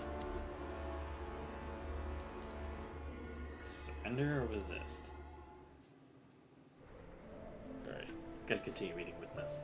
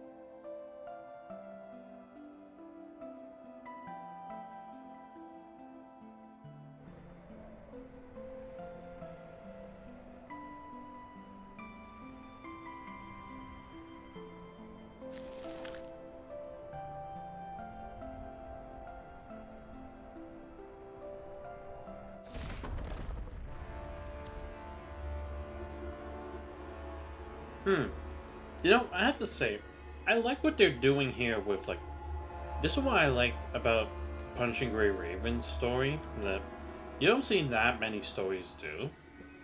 It's like, they really are going in depth, like, not only to what the main characters have to deal with, but what the people around them feel, what they experience, and their true feelings, because you don't see that be a main point in everything, right? Because we think like, oh, people are just gonna rally behind us because we saved this place, but in the end, it is true. Every time they've tried to know peace, they've failed. Every time they asked for help before, no one really gave them the answer. It was like, we got you, 100%, you know? They've been through so much misery. So it's like, the option not only to have less casualties, but to also be a big power again, it is tempting. Especially after everything they've been through, right? And I do like that Evan also didn't really have an answer here. Because don't get me wrong, it's like, you love to see like those kind of people who they felt powerless feel like, yes, we do have a chance after what I've seen, but again, you have to think about it from their perspective too. Evan's only known a fraction of that pain, the struggle that the people have felt since what happened with old Sophiasburg, right? All the OGs here, they definitely have a much more difficult way of trying to understand or trying to sort out their feelings as to whether to accept these demands or not. Because again, when you think about it, Sophiasburg / the ARU has dwindled to this point, right? They're not a huge nation like Kowloon. They're not as efficient and powerful like the world government of Babylonia. They don't have as many contacts who they can always rely on like Agdalit does, traveling around the world on train, distributing and exchanging resources. They're just this one little island here that, frankly, they feel like they've been forgotten to time. So it's understandable why it's like they can't come to a clear decision as to how they feel about all this, right? It's perfectly reasonable. And it also makes sense because in the end, we are fighting a war. It's not just one epic boss fight only. That's not what this is. This is the essence of world building. Because if the people here give up, what are we even fighting for? What are we risking our lives for? And even if we obtain victory, what then? The people aren't going to feel happy. They'll feel like it's a shallow victory. But then they'll just be like, oh, but then another crisis will just come back soon. Again, I'm not saying that it has to be in that negative way, but you have to understand where they're coming from as to why they feel the way they do about these things. And again, when you think about all the times we've had flooding records or main story connected to the ARU, they definitely have not had the best experiences with everything that's been going on, you know? So it's perfectly reasonable that some of them would think like that one guy did, right? And that's why I can come to appreciate. They really are following through with the idea that this is a war. Because again, war has many different angles you think about it from. It comes from military strength, it comes from communication, it comes from exchanging information, the resources you have, the personnel, your environment, and lastly, the people you're fighting to protect, right? Every facet of that is coming down to it. Like, look, this isn't as grand of a war as the Battle of Kowloon. It's definitely not like the whole thing with the Acadia evacuation, but to the people here, it's everything to them, you know? It's either they reclaim Sophiasburg or they have nothing left. That's literally all it is. And again, to be fair, it's not like and they do make a valid point, because again, it's like, if he wanted to, the leader could just always just attack the Ares with the warlords, or send corrupted to attack while we're fighting, right? It's honestly surprising that they aren't doing that, because usually that's how they try to spin it, And then we'd be like, oh, but maybe our reinforcements will come and finally help us, right? But that doesn't seem to be the case right now. So I do find that part interesting. And I think that's also going to tie into what this control of the corrupted really is, right? Because it's too good to be true that someone actually possesses the ability without reaching the Asknet, right? It can never be that simple. There always has to either be some kind of cost, or there definitely is more to it. But again, I'm guessing this still ties back into the whole like Sephira tree thing, right? Because even the enemy we fought in Liv's chapter, they could also kind of like spin the mechanoids and the corrupted to follow primitive orders to an extent, right? So maybe it's something like where all the minds reach one, you know? I don't know. It's just a possibility, but that's kind of like where I think it's headed, but we'll see how much further it goes on. But like I said, I like the detailing they're really putting on here. Very fascinating. Except for the main gates, the city remains in our grasp. You cannot afford to underestimate Babylonia. Huh. The stalemate. Reminds me of my tactical studies in Kowloon. My report concludes, Your Majesty. Oh, damn, look at him posing like that. Dulova. A genuine pity. She was a remarkable talent. Cold seeps through the cracks of broken columns in the pitch-black ruin of the palace. At its center sits Zack, a melancholy figure almost merging with the host's darkness. Before him, a hologram flickers. Mimienset's mechanical tail sweeps idly across the ground, while Fjordur stands with his gaze lowered, still unreadable as stone. War is the domain of uncertainty. Any who rose to the rank of warlord knew the risks. As for her vacancy, she was, after all, a transitional appointment during the development of humanoid hybrids. One could say she has discharged her duty to Sophiasburg in full. Words are spoken with casual indifference, mirroring Fjordur's silence. About their eyes, a comment's defeat is just a vacant post. Something to be filled, not mourned. There is no grief here. How admirable to be so cheerful in defeat. Forget the dead woman. Those whales are supposed to be super weapons, aren't they? Are you really just going to hand them over? We may lose a pod of bionic whales, but our strength is not diminished. Besides, they are useless in the enemy's hands. Anyone can boast, but those rising humans, now they are fascinating. Especially that Grey Raven commandant. Xanthos. You know that one? We share an acquaintance. Having seen that commandant today, I'm intrigued. Frostheart Emperor, instruct your men to take care. Do not kill that one. Wait, what? You're saying I know her? Or I know someone who knows her? Who? I'm actually curious. I want to know. I'm always about these lore implications. I mean, I wish I knew someone as cool as looking as her, goddamn. Rumyantsev, Fjordur, press the military advance. By your next report, I expect tangible results. Understood. I will see to it. By your command, I shall personally greet the enemy's commander. Projection flickers out.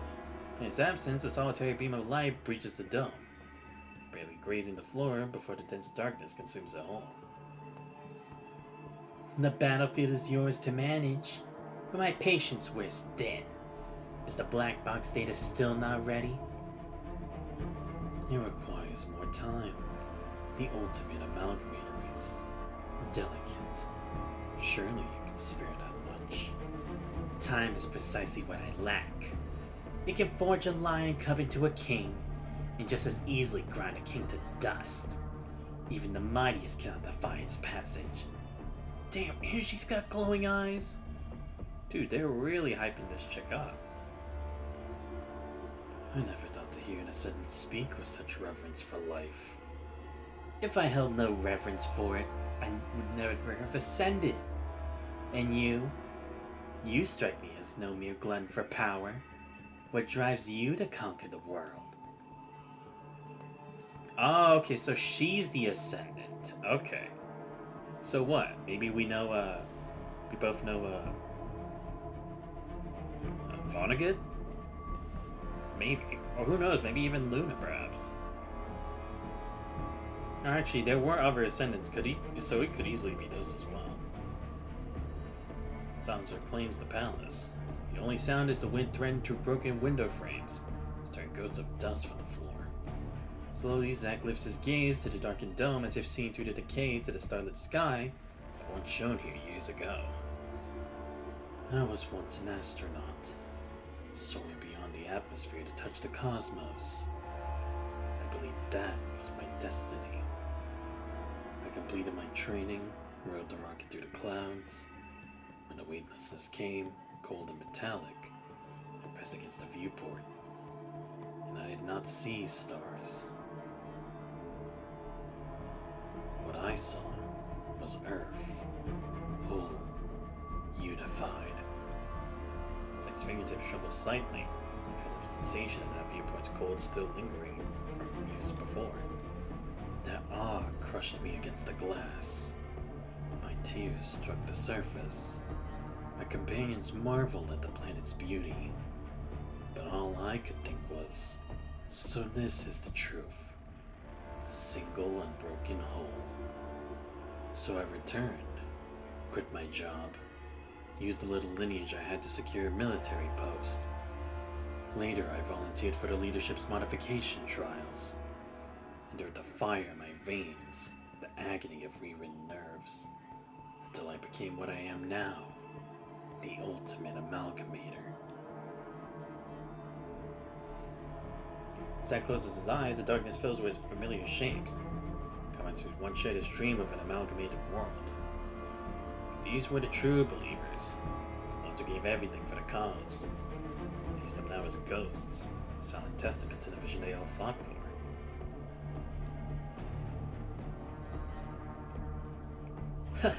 So, a childhood epiphany. Tell me you've outgrown such fantasies. Children dream of plucking stars from the sky. I saw all the coastlines connect. Saw the scars our conflicts have carved into the earth. It was too perfect. Too complete. It made every border we've drawn seem a cruel joke. Since Earth was born whole, I will erase, with my own hands, the divisions mankind has opposed upon it. Support obtained. Ooh, pull-out team coming to support. Nice. But damn, okay. Shit. So he really is for such true unity. Okay. Yeah, I guess I'll probably have pull-out's team help us out.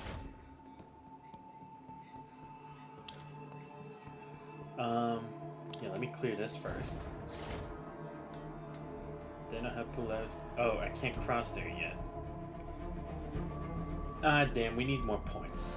Fine. Okay, there we go. Now we get the boost of strength. Phew, good. Oh, okay, we're fighting this guy now. Cool.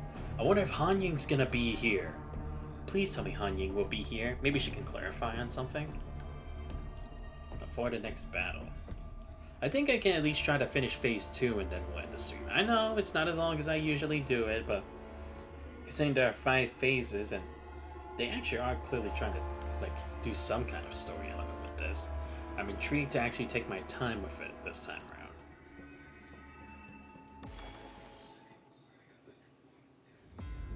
Are there any spare energy canisters left? Get those swapped out for anyone low on charge. I'll take the watch. Basic defensive line is now in place. Some soldiers lean against barriers of supply crates, clean weapons or catching the breath, while others move at a constant practice flow that defines life at the front. All units do not overextend. If anything goes wrong, fall back to the base immediately. Reconnaissance, not annihilation. We remember. Leave it to us, Rosetta. As the ARU captain signs off, Rosetta lets out a long, slow breath. Kind of release after the tension of our fight is finally passed. Anything I can do? Thank you, Commander. But you've already done more than enough. I'm not tired, just not accustomed to giving orders to so many at once. By the way, while the recon team scouts the corrupted production lines, let's go over our unit's objectives.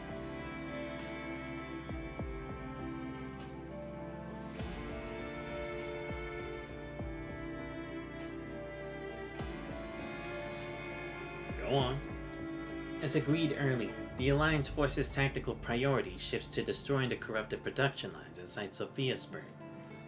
If we cut off their reinforcements, we can break out of this situation where we're constantly outnumbered. I wonder how many there will be. Every factory we take out matters. They're designed to be small scale, so each one's individual production capacity is limited. So if we keep winning the local engagements and keep disrupting the production, overturning the numbers game is only a matter of time. When that happens, we press the advantage with a full assault. And when it comes to striking hard, I have complete faith in everyone here. Reporting. Teams for the sabotage op are ready. Understood. Commandant, once reconnaissance confirms the targets, we strike the production lines in coordination. Let's use this time to prepare. I want this operation to run smoothly. Alright.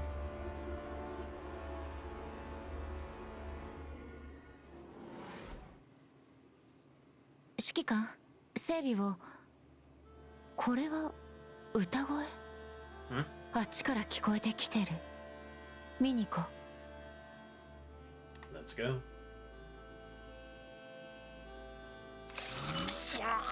腹を打たれちまった。痛えよ。どうして仲間と戦争するの？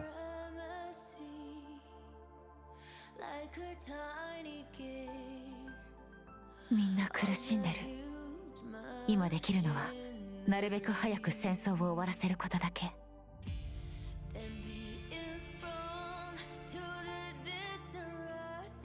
You know, like I said, I love what they're doing with the story because it's true. It's like, it's because that's the other sad thing. Like, every time the ARU has been in trouble, it's always been due to their own machinations, right? Even though the Ascendants and Alpha came here, it was because of the whole thing with Amberia that it kind of started. And with the whale, too. Like, all of that came about from their own desires. That's kind of the unfortunate part. You know? It's like, they're tired of it, you know? They're tired of cleaning up after their own mess, and yet, even though they ask for help, almost no one's ever willing to.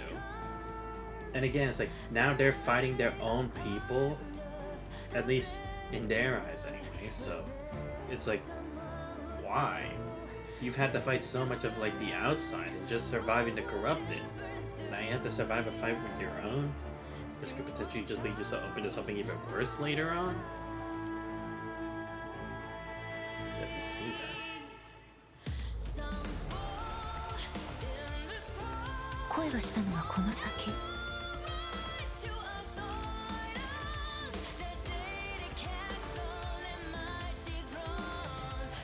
この CD だったのね。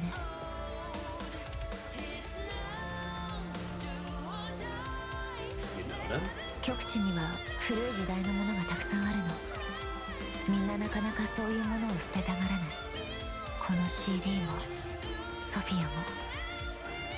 この極地はあとどれくらい耐えられるんだろう。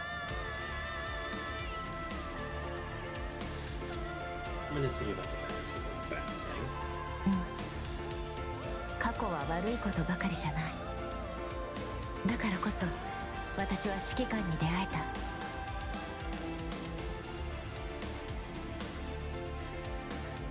危ない、指揮官。あちこちから侵食体が防御。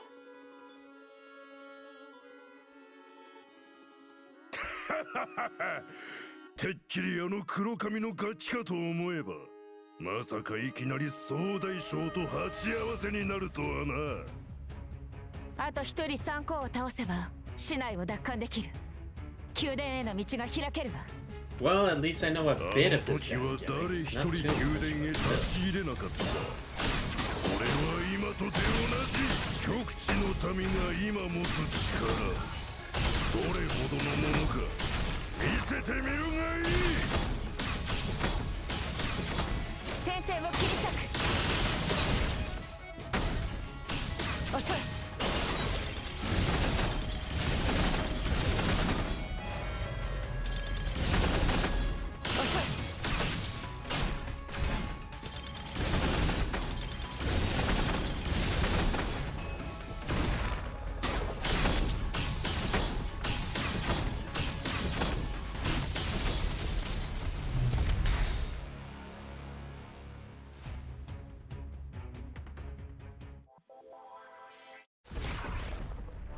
Well, that was quick. I thought we were gonna do a bit more. Oh shit, okay, they're actually attacking us there too. See, that's the thing, is like, I thought for sure they would have split up their forces initially. I'm surprised they're doing it now. Though maybe that's also why they're taking their time, right? Because again, it's like, people will start being antsy with how much longer a fight takes, right? Because they want it to end as soon as possible. They just want to go back to rebuilding their lives again, but if they keep going at it like this, people will start to lose hope. Little body bending's no big deal for a concert, right? Looks like Rumian Civ's already lit the fuse on this power keg. Time to make my entrance. Bionic Whale. Surface. What the hell was that? It's the Bionic Whale. It just breached through the ice. Open all hatches.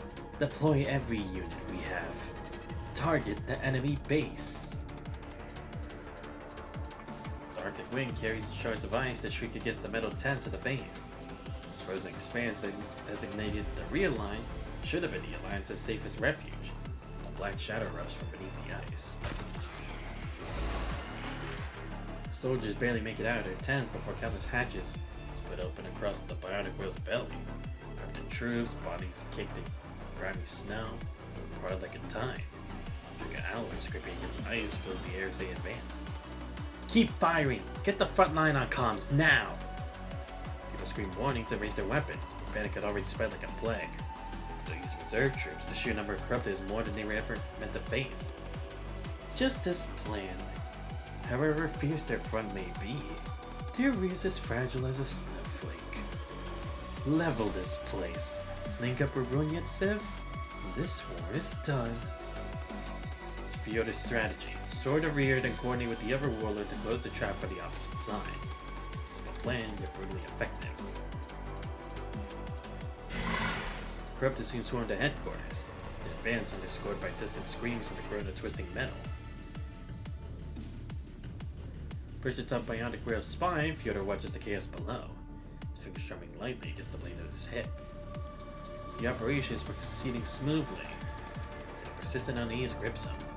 His attack was sharp and sudden, but the enemy's response feels thin. Too thin. Hasty resistance shouldn't be the only answer. Above all, one detail gnaws at him. He hasn't seen a single person flee from the base tent. Not one. Wait. Could it be? Bingo! Detonate!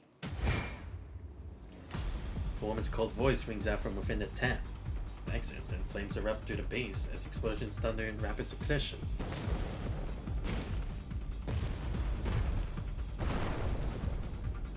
Sharp crackling detonation followed by a domino effect of shattering booms. Flames wrapped in smoke and dust devour one building after another, blast hammering a trembling crater in the snow.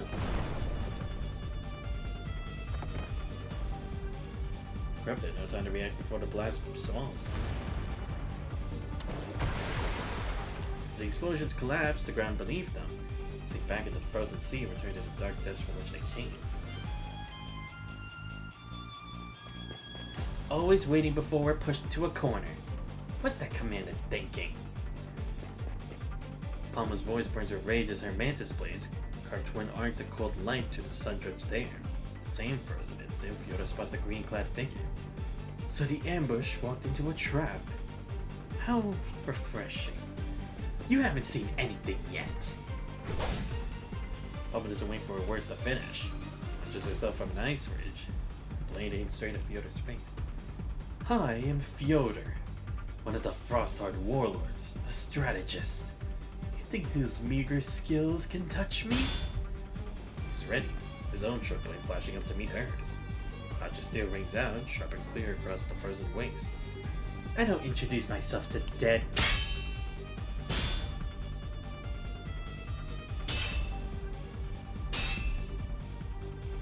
The battle rages on. Fyodor glances below to see soldiers who have been hiding in the tents rushing out to engage the remaining corrupted. Realizes the truth too late. This isn't the real base. Someone anticipated him. The real base and its personnel has already been relocated. Ah, okay. So not only did they make it seem like the base was still here, they also made it seem like a lot of the personnel had gone to the front lines to then make it seem like they had the opening here, as if like we were so focused on just continuing the charge that they wouldn't focus, that none of our attention would be at the rear. At least that's what I think that the plan was.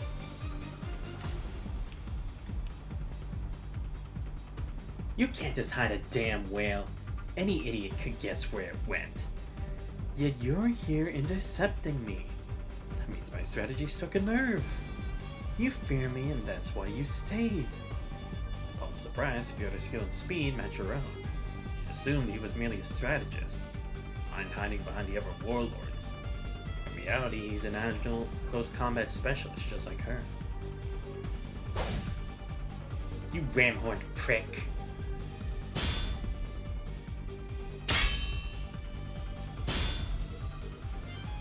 Their battle is a deadly dance atop a bionic whale's spine.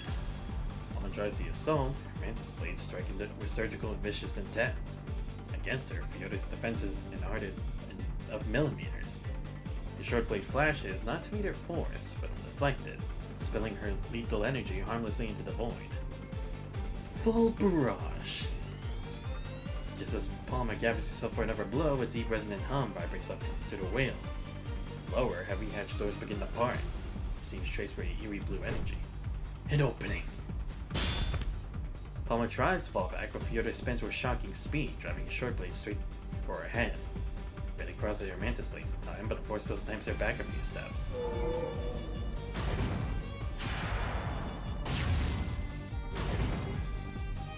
From below, the bionic whale releases a deep metallic rumble.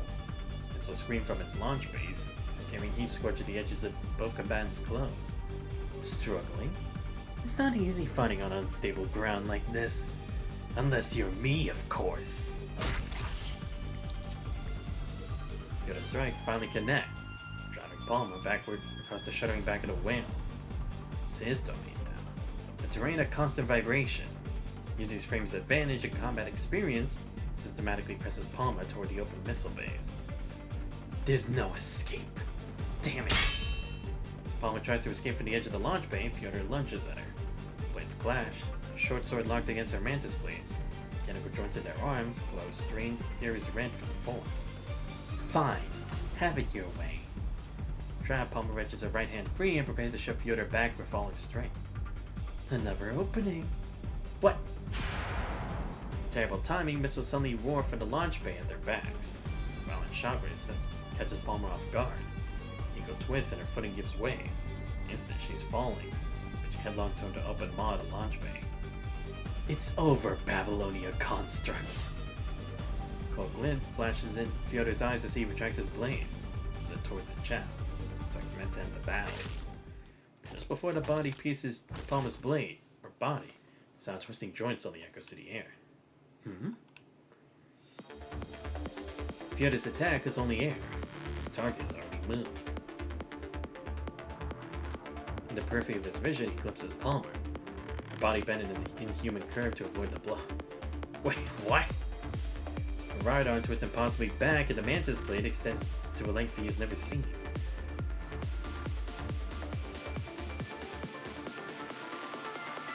Destination is his chest. A fraction of a second, the tip pierces his armor and drives deep. A little body bending is no big deal for a construct, right? Vital fluid gushes forth, instantly crystallizing into a spray of ice in the wind. The blade slips from the lifeless hand as his body goes limp. Lapsing backwards. Your mods are more extremeness. Hybrid types.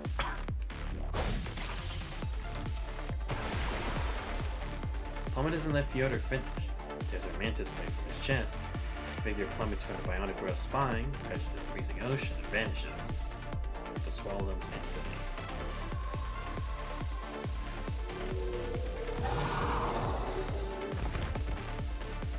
Low pain moan resonates from the bionic whale beneath him.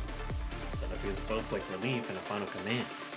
By one, his launch program is powered down and the curve to begin to slow. The movements turning sluggish and uncoordinated. Damn, badass. She actually like maneuvered her body to the point where if it was human, it'd be awful. I mean, it probably still feels painful for her as a construct, but probably not nearly as much. And now it's permanent either. But damn. Clean up the rest. Don't let them need a real base. What's that sound? As Palmer thinks the problem is solved, ready to share the good news with her allies, a violent tremor ripples through the ice plains. Then it cores of howls erupt. Not the earlier shrieks of ordinary corrupted, but something deeper, more guttural. It's in fact going for the very depths of hell. I was about to say, it's like, I've heard that sound before. Oh, you've gotta be fucking kidding me. They have hetero creatures too? I mean, I get that chick's an ascendant, but come on! Her head jerks up. This the ice plains fracture as dozens of cracks split the horizon. From each fissure, hetero creatures pull themselves free, dragging long crimson trails across the pale expanse of sun ice. Hetero creatures? Why are they here? I thought we were only fighting the corrupted. Yeah, that is not good for us. Hey, snap out of it! But yeah, that is not good for us. Chaos, the baneful, breaks loose once more. Screams, sharper, more desperate now, hits the air. It begins to sting the ice and pivots spreading red. From her vantage, Palmer's fist tightened. Her heart plummets for every second. The warlord's gone. The whale stopped. The battle below is now only descending into truth. Seriously. How the hell did they get hetero creatures on their side? They're not Cradle. Or one of Cradle's team members. It's not Yuka. Mina! We've got active combat at the base. Coastal wind carries a damn salty chill, rattling the sheer metal of their temporary shelter. Dr. Bear jogs over, tablet in hand, past the scattered equipment piled outside. So the Babylonians were right. Good thing we shifted our main base to the coast in time. We can't let them get ahead. How's the rush job on the anti-amalgamation modules coming? We're about 80% there. Some have already been shipped out for fitting on the bionic whales. And guiding the whale pod? Not bad. Going around the icebergs were costing us too much time, so I had the crews work with the whales to punch straight through. We'll still lose a little speed, but we should only be delayed by about 20 minutes, tops. Excellent. As expected, the best researcher's assistant. Was that really a compliment for me? Dr. Mina, could you arrange for one of the modules to be sent to Babylonia later? I'll have the Grey River Commandant or courier bring it to you. More to the point, you finished reviewing the manuscript? Found anything useful? I relocated the base to the coast. Mina evaded the warlord's attack. While remotely coordinating the team to guide the bionic whale pod, she received a sudden call from Asimov. I have a question. What? The deployed Malkuth unit possesses a transformation capability absent from the original manuscript. How did that happen? Transformation? Oh, do you mean the armor skirt? Dr. Mina, we agreed not to add weird extras. They jack up testing costs. Weird extras? That centaur form is meaningful for both the Forest Guards and next-gen frames. Besides, who knew the ice shelf would crack? I was going to remove it before the next round of tests anyway. And I'll be the one facing the blame. So, Asimov, are you saying this function is causing Rosetta's mind instability? It is one variable. The human psyche is not structured to accommodate morphological alteration. So what's the verdict? If we remove the transformation assembly, does that fix it? Despite the visible displeasure on her pouting face, Mina's tone lacks any real defiance. It's clear that if Asma get none, she would set to work without protest. Not at this time. Your Malkuth reconstruction otherwise matches the manuscript in all key respects, including that defective black box. Defective black box? Are you saying we were fed false data? But that can't be! Dr. Puff is Rosetta's own grandfather. Oh no, right. Puff is actually the grandfather, not the bear, my bad. The manuscript is not fraudulent. The calculations are precise. My own formulas confirm the frame possesses overclock potential beyond standard perimeters. But there's one condition. Fill up that defective black box. Fill up? You don't mean hitting that close to 10,000% value from before, do you? Yes. But that's functionally impossible. We already wrote that off as a glitch or a rounding error. Are you seriously telling me Malkuth was designed to run on a bug? Wow, so it was literally meant to be an OP weapon, like a literal cheat. How? Like, I have to know. That is insane. Like, how do you even come up with something like that? Not a bug, a potential. And the calculations support it. This manuscript, this frame, is engineered to wager on possibility itself. Wow, okay. But how do we do that? Maybe due to conflict discussion, an all-star communicator beside Mina begins to ring. Harsh Arctic, where signals are brittle and distances deadly, and who keeps multiple communication devices on hand. Dr. Mina, we located the lead whale Derek in the pod. Good news now. Fine. Put all free personnel to that location. Focus modification efforts on Derek first. Once it's synced, it'll lead the rest of the pod. I've heard of Derek, but what exactly does lead whale mean? Is there a hierarchy amongst these bionic whales? It's not just the whales. Most Arctic machinery work this way. Before the amalgamators, we used swarm protocols. Derek coordinates all the bionic whales, and they in turn direct us, smaller machines. Think of them as amalgamators that aren't exactly amalgamators. Okay. Can it subsume individual consciousness as Umberia did? Derek's a mobile command hub. It processes tens of thousands of mechanical signals at once, orchestrating action, not overriding will. It's about coordination, not amalgamation. That exact trait, its ability to handle parallel data streams, is why our predecessors used Derek to suppress Umberia. Right. Why so quiet? Dr. Mina, a theoretical question. Is it feasible to house two or more distinct minds within a single frame? Huh? What kind of idea is that now? Multiple minds in one frame? Even if they didn't tear each other apart, the consciousness rejection would shred the frame. You'd be building a chimera. Before stripping your mockery dries in her throat. The pieces click into place. Malkuth's bug. The traits of the bionic whales. Fingers clutch reflexively at her coat. Playful demeanor dissolves into a cold, intense glare fixed solely on Asimov. Just tell me what I need to do. Oh! Wait, is it like reaching complete synchronization with other individuals? Oh, is that how you reach 10,000? It is, isn't it? Because again, you can't do that with just one mind. But you can do more than one, then the potential of that increases greatly. Right? Is that what it is? Because, I mean, to be fair, even though Kamu and Kamui, they're kind of the same thing where they were two different minds in the same body. And although they didn't really multiply with each other, they did, like, harness their own individual strength that was much greater than a lot of other constructs. Especially like Kamu, where he had much greater resistance to the punishing compared to a lot of the others.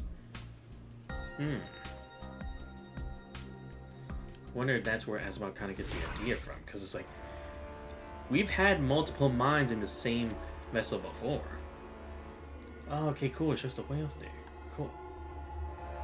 Okay, how the fuck are they doing over there? Oh, I didn't even realize I'm on phase 3. What the fuck? I thought I was on phase 2. Yeah, we can go with this and then probably end it there.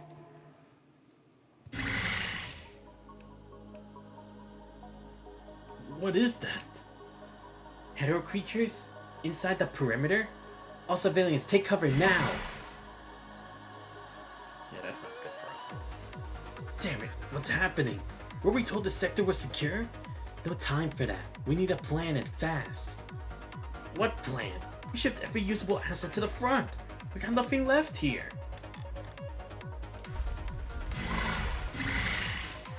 The moment the violent tremors at the front line subside, countless hetero creatures emerge from the frozen sea. Horrific and utterly alien. The Arctic inhabitants were no means to combat such foreign monsters can only watch it shot.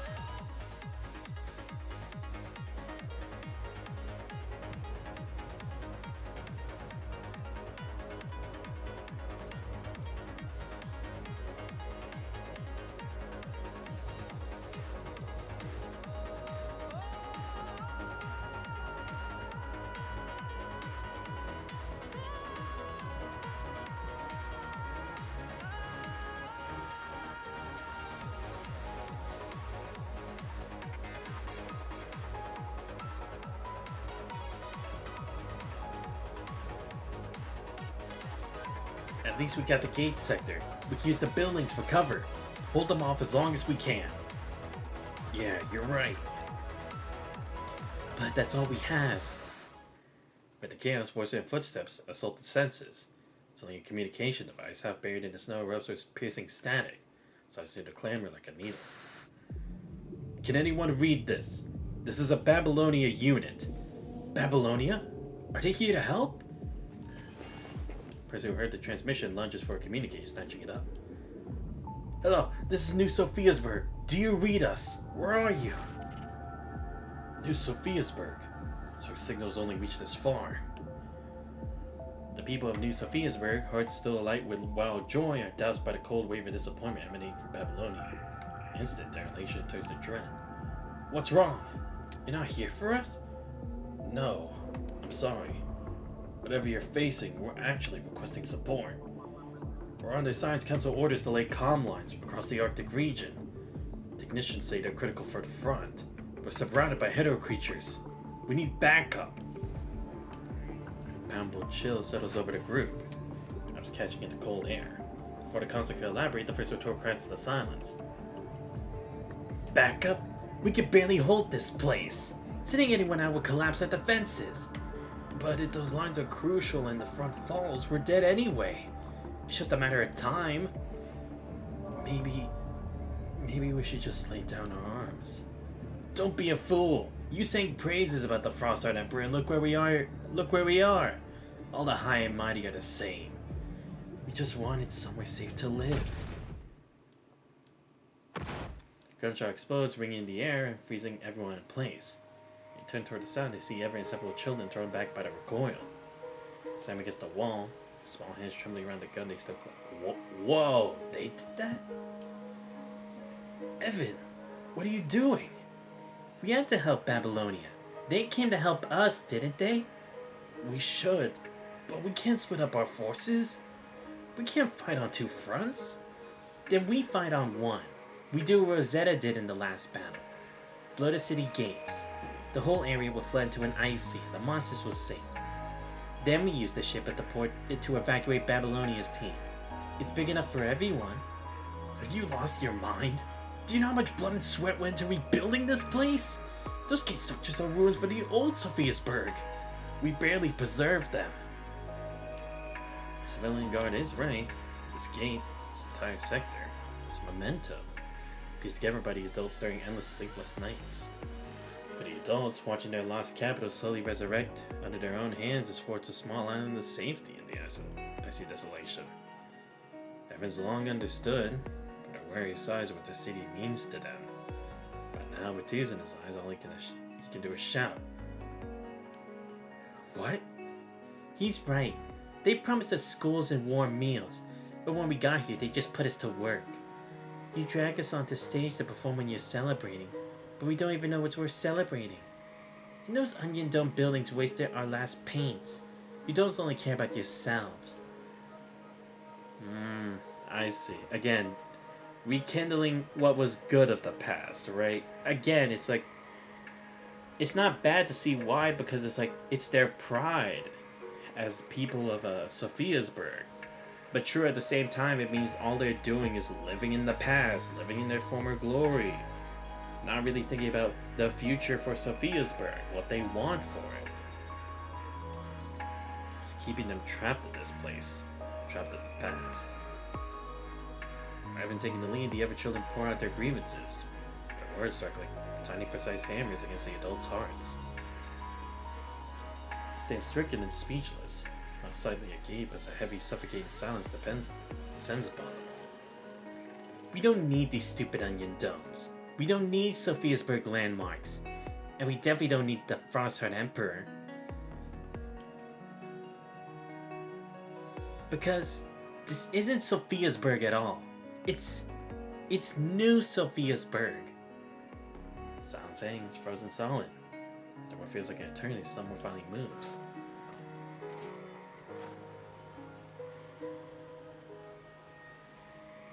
One step, then another. Wow, way to move him. You go, kid. Seriously, way to teach the grown-ups a thing or two. Damn, I can't level them up yet.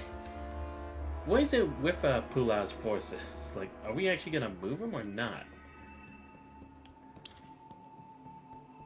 Yeah, we're gonna need like crazy strength soon. Okay, how?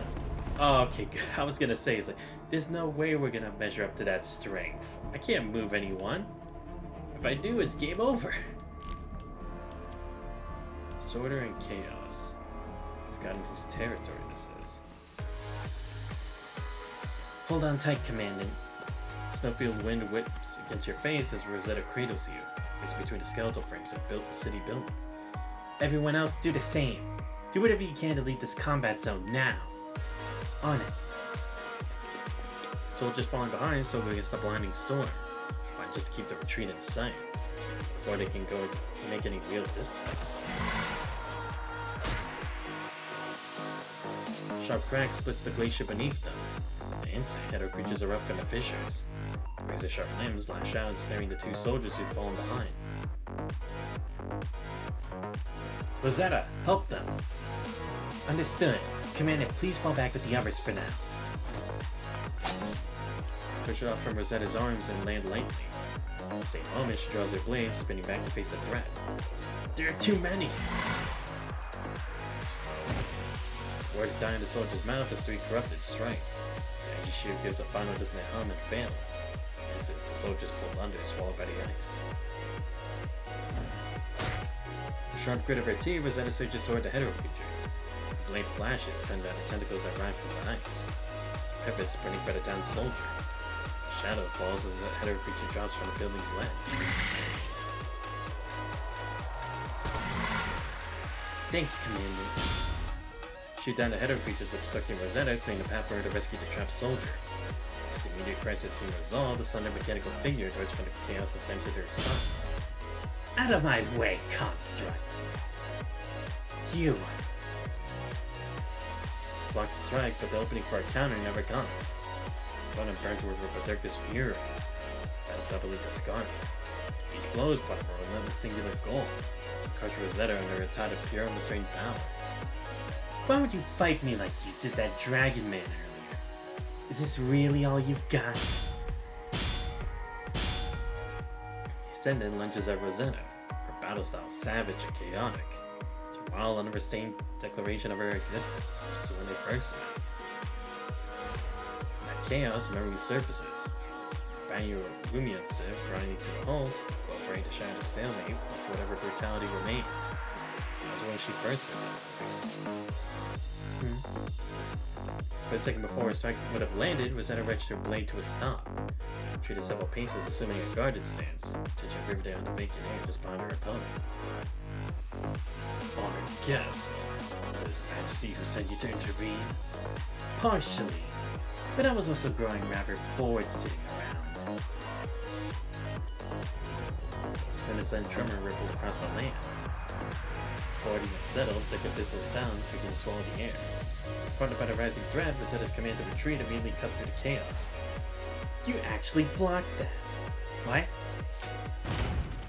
In the next instant, the still smiling woman seizes Rosetta's light sword by the blade and hilt and slams her violently into the ground. Rosetta! Rosetta twists midair to absorb the impact. The force of the blow still radiates outward from where she lands, pulverizing the frozen earth in a shockwave of dust and debris. Who are you exactly? Are you asking for my name or what I am? If it's the latter, you already know the answer. I am Duryodhana, and as you can see, I am an ascendant. Satellite spied on the ground, struggling to recover, to buy her time, talking to your only weapon. Are you? Wait, which one? I don't think she's the Wheel of Fortune, because I don't know why she'd have to go through all those schemes, considering she came to fight. Are you behind all this? You mean these hetero creatures? Then yes. After all, the Frostheart Emperor's amalgamation only extends so far through the Ascension Network, and the battle wasn't going well. So I decided to lend a hand, to annihilate weaklings like you. The moment she finishes speaking, Duryodhana lunges. The left foot stomps downward with force that echoes. She's a blur of motion. Around you, constantly scramble to form a defensive line. Protect the grave of commandant. Out of my way! Duryodhana unleashes a roar. A wave of force follows, far greater than anyone anticipated. She would shatter instantly. The defenders are flung through the air. Paint shouts swirl, but it didn't. As she charged like a rampaging bull, ripping a brutal gap in the defensive line, driving straight for you.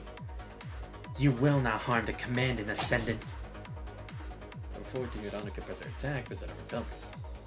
Press in midair, light sword in hand, and drives down toward the opponent. Don't be so tense. I never said I'd harm your precious commandant.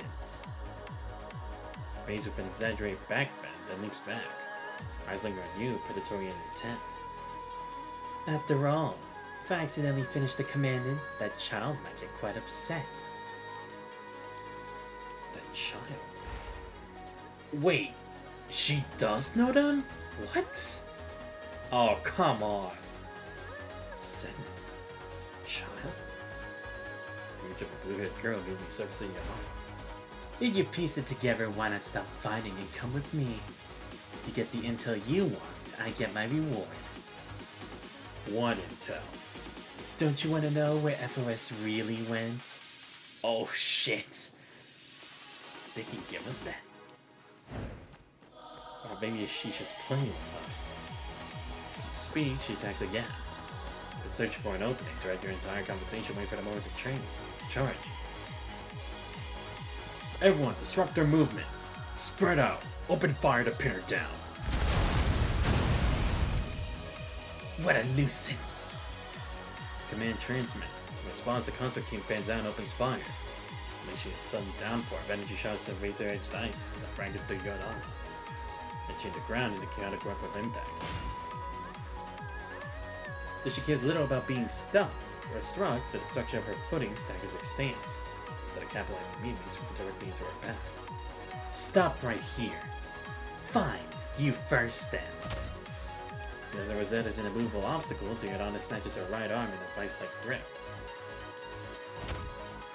Rosetta tries to counterattack, Duryodhana uses her own body like a weapon, trapping Rosetta's other arm against her side and locking her completely in place. Let's see whose head is harder, construct. Gives her no time to react. Crazy gleam flashes through her eyes as she tilts her head back and slams her forward violently into Rosetta. What? Damn, this chick is wild! Seriously, I don't think we've ever had anyone this wild. Follow the Commandant! Don't lose focus. Protect Commandant. When did they come? Damn it! As they trade vicious blows, Hetero creatures swarm the perimeter, forcing every other combatant into a desperate fight for survival. Still, I never thought I'd see someone try to actually headbutt someone like that. Especially in this game, with all the crazy weaponry and stuff. All the while, Duryodhana's brutal headbutts continue unabated, Savage impact spraying bottle fluid into frozen air. Had enough? With the repeated impacts, Rosetta bides her time, missing her stance and waiting. When Duryodhana cocks her head for another charge, she slams her forward with devastating force. Strike connects squarely with Duryodhana's nose, distorting that mask of madness for an instant. Sending only erupts into wild laughter, frenzied double. This is a real fight! This is what survival feels like! Words hang in the air like a death knell. All around, shoulders stiffen and hands tighten. Simon shared readiness to meet the end. That sound. Derek? The girl's cry echoes suddenly from the distance. Piercing sound cutting through the chaos. The sky set from lips to shoot upward in a straight line, directly toward your direction. In next instant, the entire district is engulfed. Explosions boom, and flames and shockwaves devour everything in sight. Nothing but pests everywhere. Everyone on the battlefield, the ascendant included, throws up defensive barriers the moment the roar sounds. The flames still surge forward, devouring the district. Buildings crumble into ruin. The green rains down on the combatants. Seizing the moments the ascendants reel backward to defend, Rosetta ducks away, free from her restraint. Gotta calculate her next move when a voice crackles over the comms. Grey River Commandant, Rosetta, stay on the line. We got the key to activate Malkuth. Glad you're both safe. We're near the frozen sea outside the city. Rosetta should be sensing something now. I'm not sure, but I feel a connection forming. Anyway, Xanthos, fully activate Malkuth. How do I do it? Just trust me. With your consciousness linked to Rosetta's mind, you can trigger it directly through your terminal. The transformation function has to be unlocked now. That moment, a familiar string of code flickers across your visor display. In seconds, it resolves into a hovering executable. It's labeled clear, Malkuth. It's really here. Then use it. Get the command, Xanthos. Rosetta, fully activate Malkuth. Answer my call. Malkuth. Good. The Grey River Command has given the order. What about our end, Dr. Bear? Oh, my link with Derek's all set. You can use me as an external port now. As Dr. Bear said, he's already connected multiple cables from the whaleback system directly into his own frame to better control Derek. When he gives the command, he turns to expose his back. Mechanical extensions on his back open up, ultimately forming a large red button 20 centimeters in diameter. Let's share the punishing virus with the new Arctic Route Union is really made of. Vice Premier Resolve, Mina raises her right hand, puts it into her fist, and drives it decisively down onto the button. Shine like an aurora, Malkuth! Instant the button is struck, a feedback signal pulses from Dr. Bear's frame. Cables to Derek. Even through the howling blizzard and a din of battle, the rumble of internal mechanisms and the engines igniting cuts through with perfect clarity. As expected, an aurora appears in the sky, hauntingly beautiful yet sinister. It's the color of blood. No, this isn't right! His voice sharpens with a sudden shock. Of course. Red light blooms from the city's core, washing across the battlefield until the entire snow-covered landscape is steeped in crimson. Gray, why did we go wrong now? I told you it wouldn't work. At least I'm assuming it's it. Wait. Oh no. Oh, he's ready. Shit. Yo, where'd Pilar's forces go? Great. Alright, I think this is a good place to end the stream for now. We already got through a good amount. If anything, I'm like halfway there now, so at least I think. So we should be fine with just a couple more. Let's see, how many chapter missions? Okay, 23. Where are we at now? 19? Oh, 16. Okay, yeah, we still got a long way, so I think we're good for the time being. But yeah, pretty interesting so far. Before we do end the stream, though, I actually do want to test out the Rosetta frame. この耐久戦なら指揮官に勝てると思っていたけど甘かったみたい。次に出発する前に機体を整備してもいい？指揮官。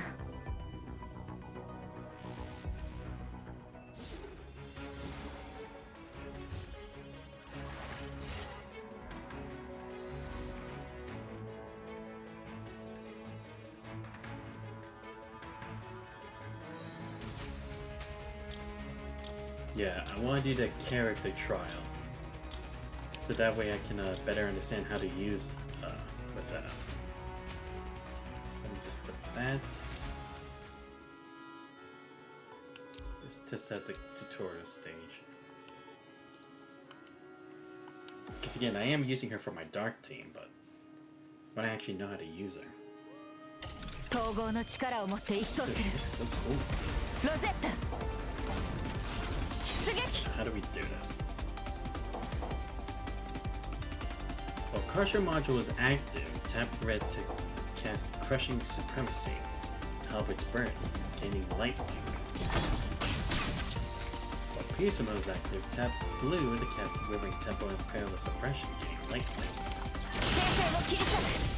While Breacher mode module is active, tap yellow orb to cast Phantom Descent and Wicked Illusion, gaining Light Link. Tap special orb to cast skills in different orders. Tap signal orbs of different colors to switch between modules. Tap one on Crusher mode. Tap blue orb to switch to Piercer module. Then press and hold basic deck to cast Pressing Cut, assuming Light Link, gaining blue Grayscale Link. Ah, okay. So checking these out. Yeah, because I knew that one did the missiles. While on Forest Guard Mimic, tap Morborn to switch to Nessos Mimic.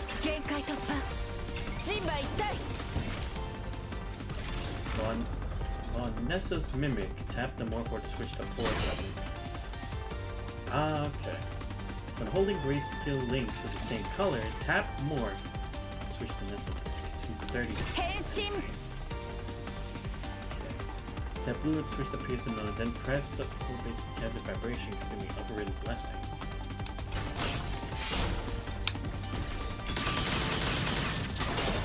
Ah, okay, so being able to charge with that.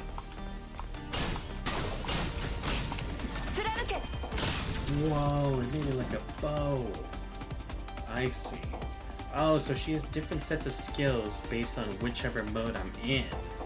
Okay. That's why I was kind of confused about, because it felt so linear, just one way, but this is how I can kind of do more with that. Yeah, and that makes it like a helmet.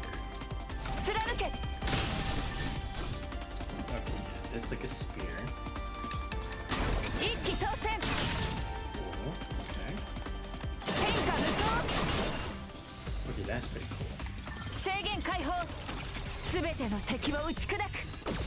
Yeah, this is 受け止められる？先生の切り裂く。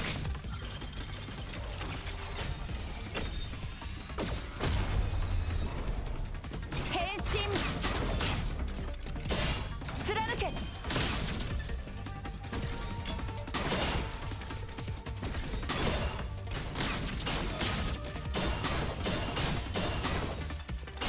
貫け。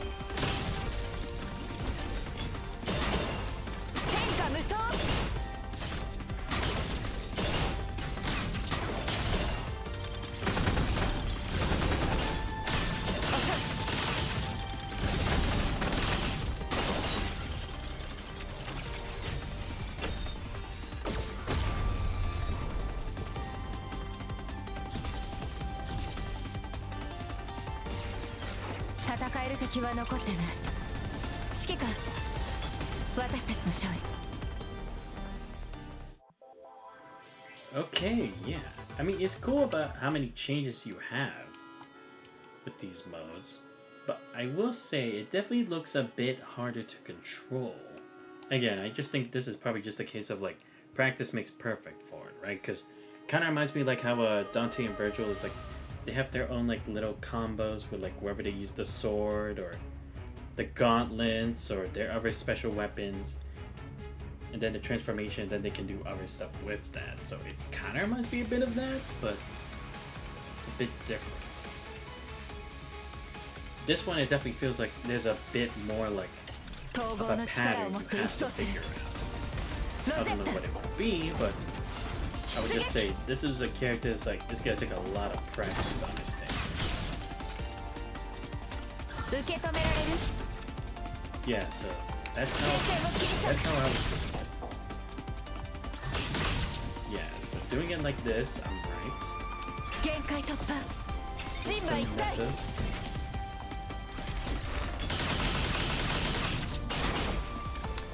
Oh, okay. So again, red is the bow.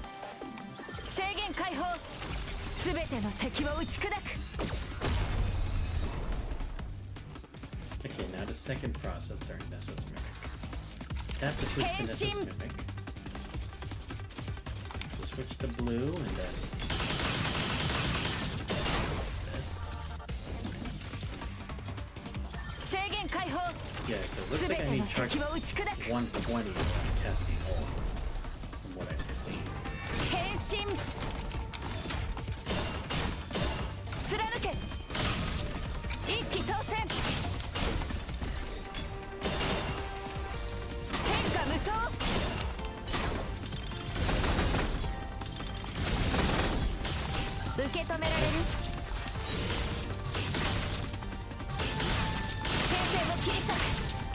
Oh, okay, yeah, now I can transform.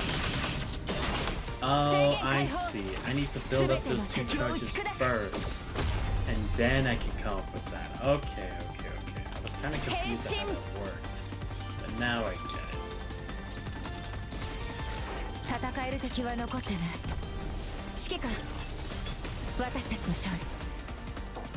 Okay, so that's how I'm supposed to like successfully transform. I need to get the 2 charges around the sphere and with the power charger. Okay. Alright. That makes more sense now. Because I was like, I can kind of do transformation, but it doesn't look like I'm doing it effectively, or more like getting the effects from the transformation. But that's how I'm supposed to. Okay. Now I'm starting to get a bit more of a handle. Okay, so tap the red orb for this. Gain the charge. Hold attack. Do the stuff. Now hold for attack again. Yep. Now I can transform. Yeah, now switch to this. Now I have to do it for another one. Oh, never mind. Oh, I can just do it with just the one.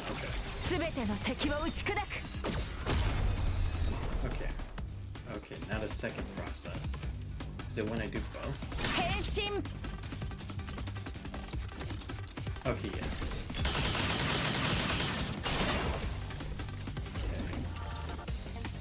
Oh, okay, I don't have to wait for that one for 2 either. This one can just be like the one and then move on. Okay. I get it now. Okay, so it's not as inconvenient as I thought it was. Like, not too long to get to, it doesn't take too much to get to the Nessa's Mimic stage and then to execute for the ult. Okay. I just need to know, like, depending on which ones would be more effective as, like, combos to use, like, when facing dark enemies with dark weakness, and then those were, like, ultimate / effect weaknesses. But aside from that, I'm starting to at least get a vague idea of how this works.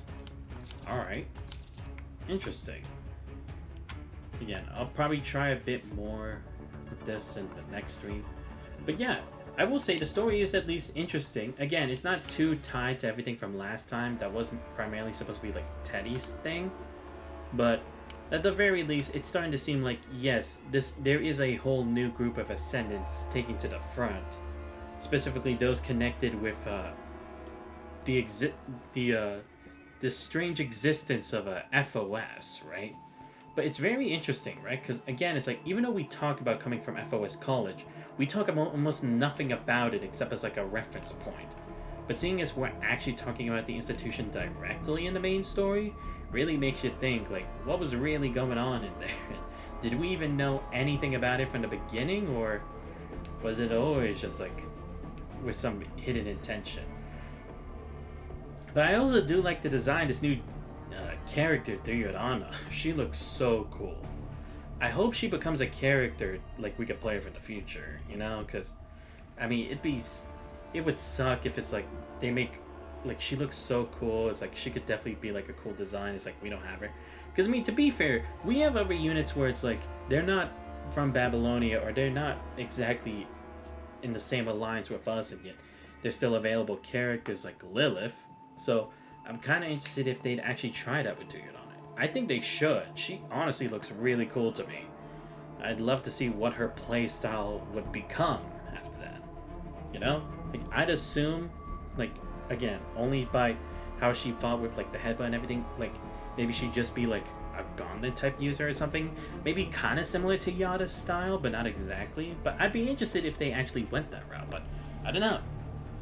But still, again, I like this whole thing of, like, how we're trying to, like, put the ARU thing here, because again, it's like we haven't really established like that they're back or they have the power again like they used to, right? So it always kind of felt like we were just leaving them in the dark, or like we forgot about them. But so seeing that we actually came back here for this kind of thing, I like it, because again, it's solidifying that they still exist in this world. We haven't forgotten them, you know, because certain world building stories can kind of forget that. Like, we'll mention them of like stuff in the past, but we won't bring them back for other stuff, or we won't try to interweave them in like the current state of affairs as much, right? But Punishing Grey Raven has always done like a great job with that. Like, sometimes maybe it's a bit flimsier than others, but overall they do like a great job of like trying to keep that connect going with the relevancy of the current situation and the current threat, you know?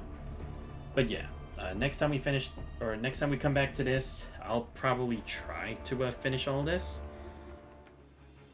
And I'll probably try the boss fight thing too. And I'll see if I can also do a couple more streams for PGR, just to do the this one, Wolverine Prologue, because I have wanted to do this. Again, I just keep forgetting, and I've just been so focused with Trials Beyond the Horizon that I haven't looked into it yet. And like, it is one of the last ones I need to do, because I've done almost every other one up to this point. I mean, the other one I'm also missing is Bombinetta and Pulaus, but again, I don't know if I feel the desire to as much. And again, I would like to know if I should do like these other ones, like the Journal of Promise or Arcade Anima. I would like to know if I should be doing those, like maybe if I get extra lore and stuff. Like, I know I would still do stuff for Interlude probably sometime much later in the future, because I don't do this as often, but again, I like to dive deep a bit more into the characters, because I like a lot of these characters.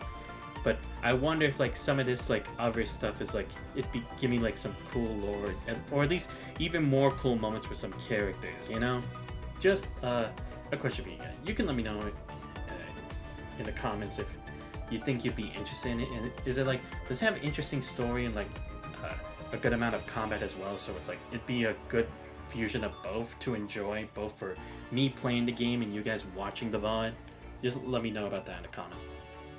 But yeah, like I said, I'll try to find time probably next week to do this, because again, tomorrow we are having a Wuthering Waves' update. So, well, again, if it's at the time that I think it, I always have a bad time with knowing whether what time the Wuthering Waves update will be out.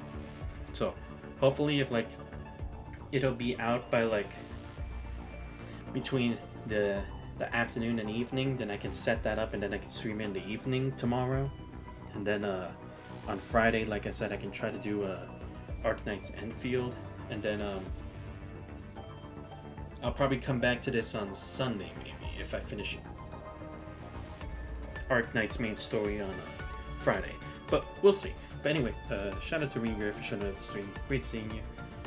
If you guys did enjoy the stream but not already found the channel, please make sure to follow. Much appreciated. Check out my YouTube channel where I post all the VODs. Subscribe as well.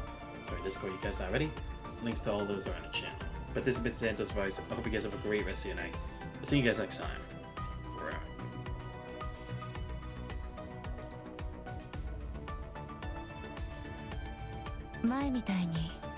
シュリン人のやり方で挨拶させて。